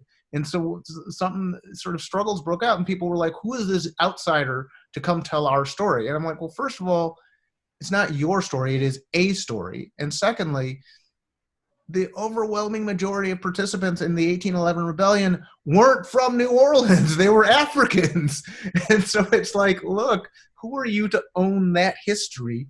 It's just history. The question is but when it's a socially engaged project where you're working with a community in a community engaged project, you actually have to work through all those questions. And so that project would have been, I think, impossible for a white person to do, but I was constructing in a way that they could contribute to, because, the point is to end all this exploitation and oppression as opposed to reinforce it ourselves. I was really glad when there's the show at the Whitney Museum that became controversial because Dana Schutz did a painting of Emmett Till in the casket, and the painting was not very good, and it was bad in part because Dana Schutz didn't actually understand that much about black people and about the history of that particular painting. But I was really glad she tried to do it. I want more white artists. White artists should be making work about some of the art I make work about. I should learn from and want to make work about some of the history. It's like, I know some things, but I actually don't know that much about the history of the indigenous people of the Americas. And that's, as I said, you can't tell the history of America without knowing about enslavement. You also can't know it without knowing the history of the indigenous communities that were here, and not just in the not in just what became the United States, but the Americas overall. And if you don't understand the Aztecs and the Incas, you're missing a huge question. And then how that intersects with when Europeans get here, and then both the intent to steal all the gold and silver, but also the disease and the willful harm that was done. by Columbus and everybody that came after him.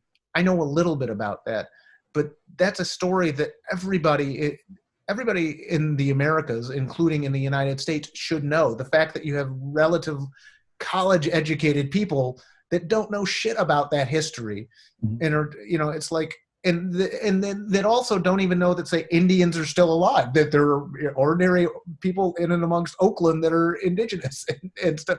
So it's like, that's something that more people should know about, and I should know about, and perhaps make work about. I don't know. I mean, you can't make work about everything, and to do things in ways that are generally respectful and not stealing of culture is important. There's a lot of cultural appropriation that's not good, but I think that history is just history, and art is just art. And the point is, if you are standing with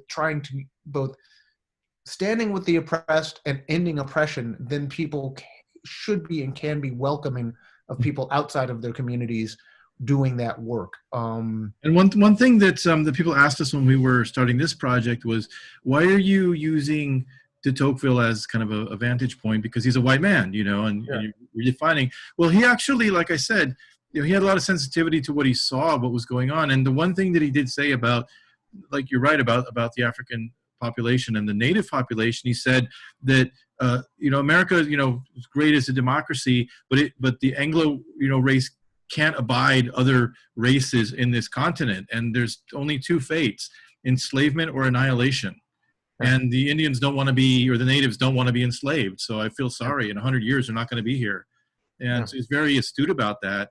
But we need to listen to who those visionary, accurate voices are, because there's a lot to learn from them. Where all the intersections are. He also talked about the tremendous brutality that was implemented against the African American community, and what kind of generational wounding that would result in, across time, and certainly we're seeing that. So yeah. Well, so there's a few people in the audience who haven't spoken yet. I want to call just to make sure you have a chance, because it's a really, like I said, it's a fascinating discussion. Tammy Rubin, do you have any questions? Let me unmute you here. Okay, hold on. I'm trying to unmute. I'm unmuted now. Oh, there you go. Okay. Thank you for the discussion. So Dred, I was curious, because of your work is so kind of immediately about the participation of others, and a lot of the work is very kind of collaborative or performative with bodies, including your own bodies or others' bodies.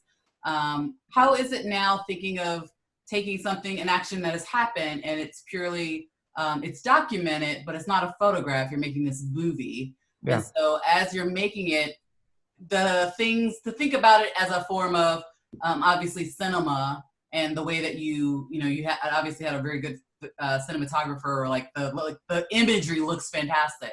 So I'm just wondering about, in your practice, has this changed the nature of your practice in a way that has been expansive, or has been like interesting as another way to take this document after the action has occurred, and to be actively working on it, even though it's probably projected very much in the future, and there's a difference between the action and the result. Do you see what I'm saying? Yeah.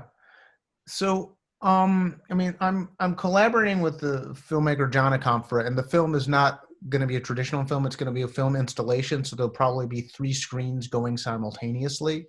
One might have, say, a talking head of somebody talking about why they want to participate. Another might have an image from the rebellion, and another screen might have an image of from the 1920s in New Orleans or something like that. And it will be very much non-linear, so much the way when you see a painting, you have the audience has to bring some of their sense to it to try and understand it. It will be like that. So it's more it's not like a narrative feature or something like that. And so, and I'm working with John, who's a real master at his art form, and I told him, look, let me do the performance, and you stay out of the way, and you just record it, and then I will stay out of the way as you make a film. I trust that he, I mean, we're talking collaboratively, but largely I'm letting him sort of drive that process. And it is different than the performance. The performance, I mean, if you're, again, you're coming home from a long day of work and you see, 350 people chanting on to New Orleans, freedom or death, we're going to end slavery, with muskets and machetes, and they're, blocking your driveway, and you're like, what the hell? What is this? That's a very different experience than somebody seeing documentation of that, even if it's turned into an art installation. And so it's different, but I do think that, the majority of people who've seen my work have seen documentation of my work, either news footage or on my website or in a magazine that's talked about it. And that's just the nature of sort of the society that we live in and the capacity to do that. I mean, it would be, I guess I could say that nobody could record anything I do. I mean, I guess that would be possible, but it wouldn't be desirable. And so I just accept that it's a different presentation of, and with working with John, partially, we wanted to say that in order for the film installation to work, he would take some of the same ideas I was thinking about and use some of the reenactment as source material, but it's not trying to tell the story of the reenactment. It's saying, well, okay, what about the archive and how everybody that was there was embodying a dead African? What is interrogating that? What could a film about that do, and what could that do in terms of people thinking about freedom and emancipation in a different form? And so it is expanding how I see that, but it is also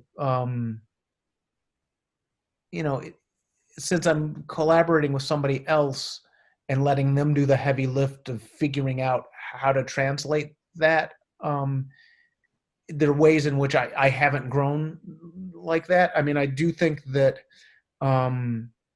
since I work in a lot of different media, I do think about different forms of presentation and representation with work.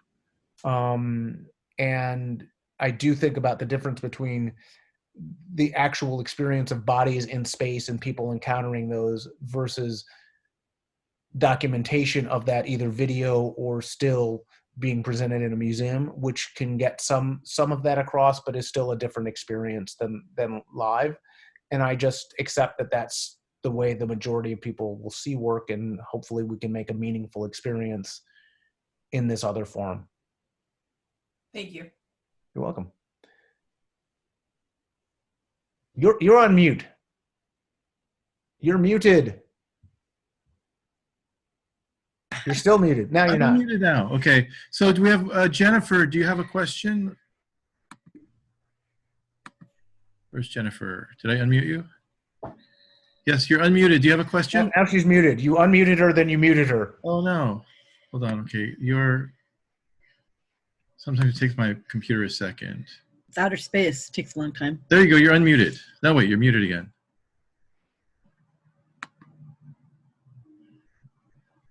Yeah, there's a lag.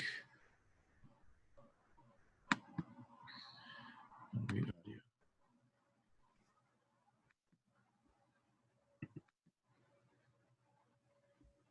Okay, you're not unmuting. Maybe you're remuting yourself. Let's see. Okay, don't seem to be able to unmute you. But so we'll come back to you. Paulina, you want to type your... Yeah, if you want to type in a question, we'll read it out. Christina, you've been participating by phone. Do you have a question? I have unmuted you, Christina. Yeah, okay, thanks. Thanks so much for this presentation and also for the timing of it. It's really filling my soul to connect with this work and in this way, and it's work that I've read about but never I've never heard. Actually, should we refer to you as Dread? Okay, I've never heard you speak Dread, so about your work, and it was really powerful, and it was, man, those clips, they were they were like pure spirit, so powerful. I don't know if I have a question exactly, but I'm just super curious about what you were talking about with not being interested in the idea of America anymore, and like, oh, sorry, yeah.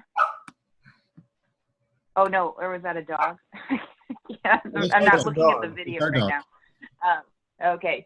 Yeah, I think that that's really interesting. And then also in relationship to the title of the talk being around democracy, I work with Celeste in this art collective, and one of the things that we are investigating right now in a text we're writing is democracy and like what our relationship is to it and what we want our relationship to be to it or not to be. And we've been talking to a number of different folks, even folks who like work in democracy and are uninterested in democracy. And so that in relationship to the idea of being uninterested in America, I just thought it just really struck my curiosity. And if you could just talk a little bit more about it, I'm very interested to hear more. Yeah. Well, I mean, you know, looking at Slave Rebellion Reenactment in 1811, the enslaved, you know, the Louisiana Purchase had happened in 1803. So Louisiana was officially part of the United States, but largely it was still a French colonial society. The people who were rebelling in part against the French colonial society and in part against this American, which it owned it. It had a governor. It had a small military presence. It had some Americans that owned property. But they weren't like, hey, this French colonial thing is really terrible. We're enslaved there. Let's see if the Americans with their democracy, maybe we can make that work. Maybe we can get them to apply the laws to us better. That's not what they said. They were like, look, the problems that we're enslaved, the solution is not to rely on these colonial enslaving societies, but to overthrow the system of enslavement and set up a whole new republic, an African republic. And, you know, while my thinking about America didn't start there, I think that's a way to illustrate that these were people who the only way they could actually get free would be to get rid of the system of enslavement. And that required not trying to join in with America, not trying to make America work or live up to the letter of its constitution, which again was written to define owning human beings as part of that and give disproportionate voting power to people who owned a lot of people. You know, they were like, to hell with that. We could do better. We could, you know, go through a different door and do something different. And I think that, you know, as a revolutionary, there have been great changes can be made once you get rid of oppressive societies. It doesn't mean that you will always do that or that those societies will end up staying on a revolutionary road, but that, you know, when people say created the Soviet Union out of what was Russia, Russia was known as the prison house of nations. It was occupying tons and tons of other countries, and they, through overthrowing that, set up a union of Soviet socialist republics, which then brought people into the Soviet Union and countries into the Soviet Union as when it was a revolutionary society. Now, did that last? Did it stay on a revolutionary road? Was it something that by, you know, the 1960s, 70s, or 80s was anything radical, revolutionary, or good or with upholding? No, you know, but it was at that time revolutionary. It took overthrowing that society, the Russian society, which is at the time engaged in a World War I, and was ruled by a king that was, you know, autocrat. And you know, people said, no, we can make a whole different world. And, you know, likewise, you know, overthrowing the Confederacy, which, you know, seceded from the United States, and then the United States tried to, you know, weld it back into it. was what was necessary to end enslavement in the United States. And so that wasn't an actual revolution, but it did overthrow sort of a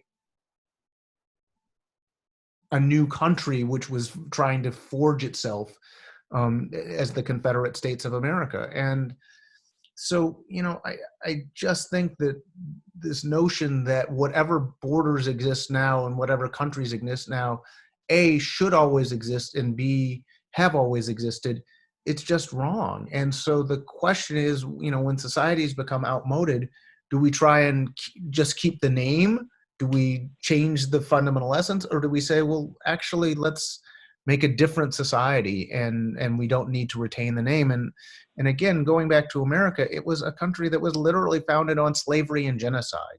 And its founding documents are not things that contain ideals that, by and large, or that contain a lot of ideals that people should not want to live by. There are other ideas that you could salvage and scrap from, and I'm not saying you just come up with something from outer space that has no bearing on any history in the world and in America. But I do think that, you know,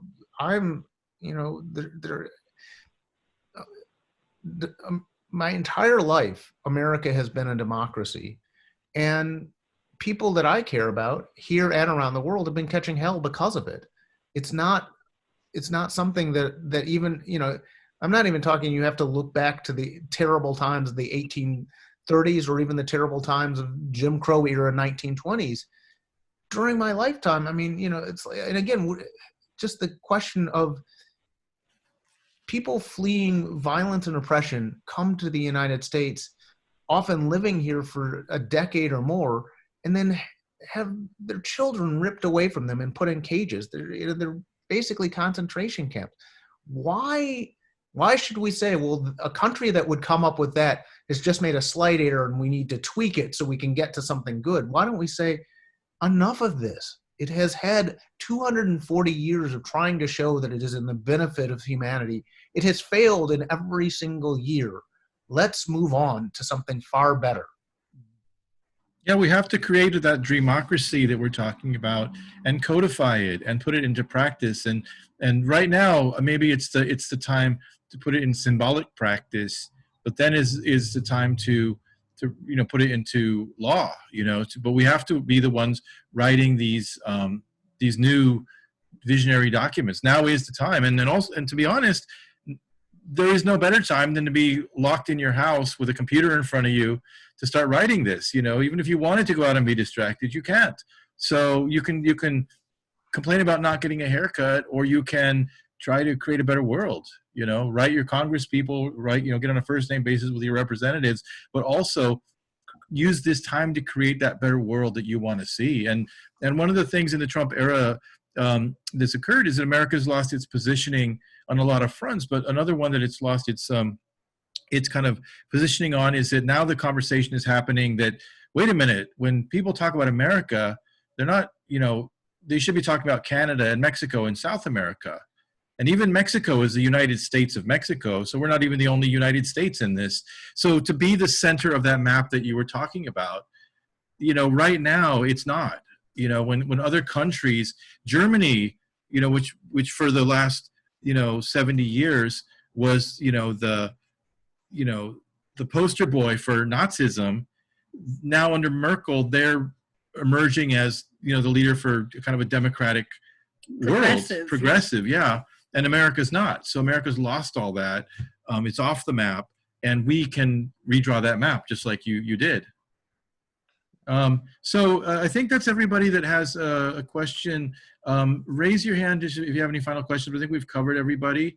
But if not, I want to say a couple of announcements and then unmute everybody for a nice applause and thank you to our guests. One, tomorrow at 6 p.m. Pacific time, we're having a really special event with Guillermo Gomez Peña and La Pocha Nostra called Glossolalia 3.0 Spanglish en Tiempos de Pandemia. And there's 6 great poets from Mexico and the U.S. Jose Torres Tama, who is one of our guests, is going to be there. Guillermo's going to be there.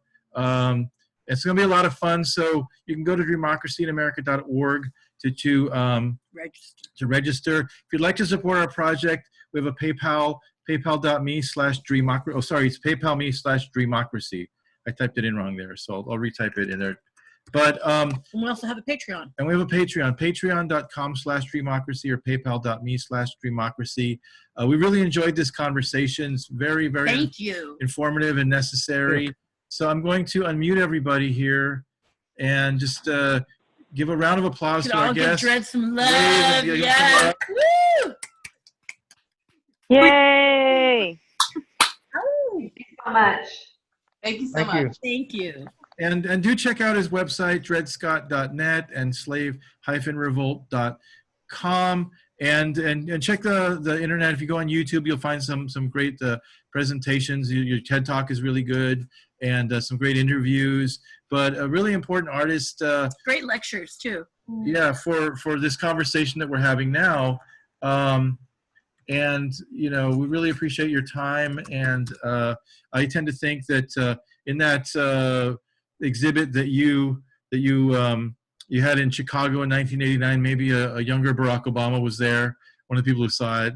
And but anything you do as artists, you created, people will see it. You know, like you said, it's your job to follow your creative vision, and where it ends up, you don't really have control over. You just have control about launching it into the world. And you know, your vision is responsive to the things that you see wherever you are. Like I said, we had a lot of people from Chicago and Texas. I mean, not sorry, Chicago, Denver, in Colorado, and Texas in this conversation. So hopefully you guys can take this out to your communities and make a difference. But so I want to thank you all for being a part of it.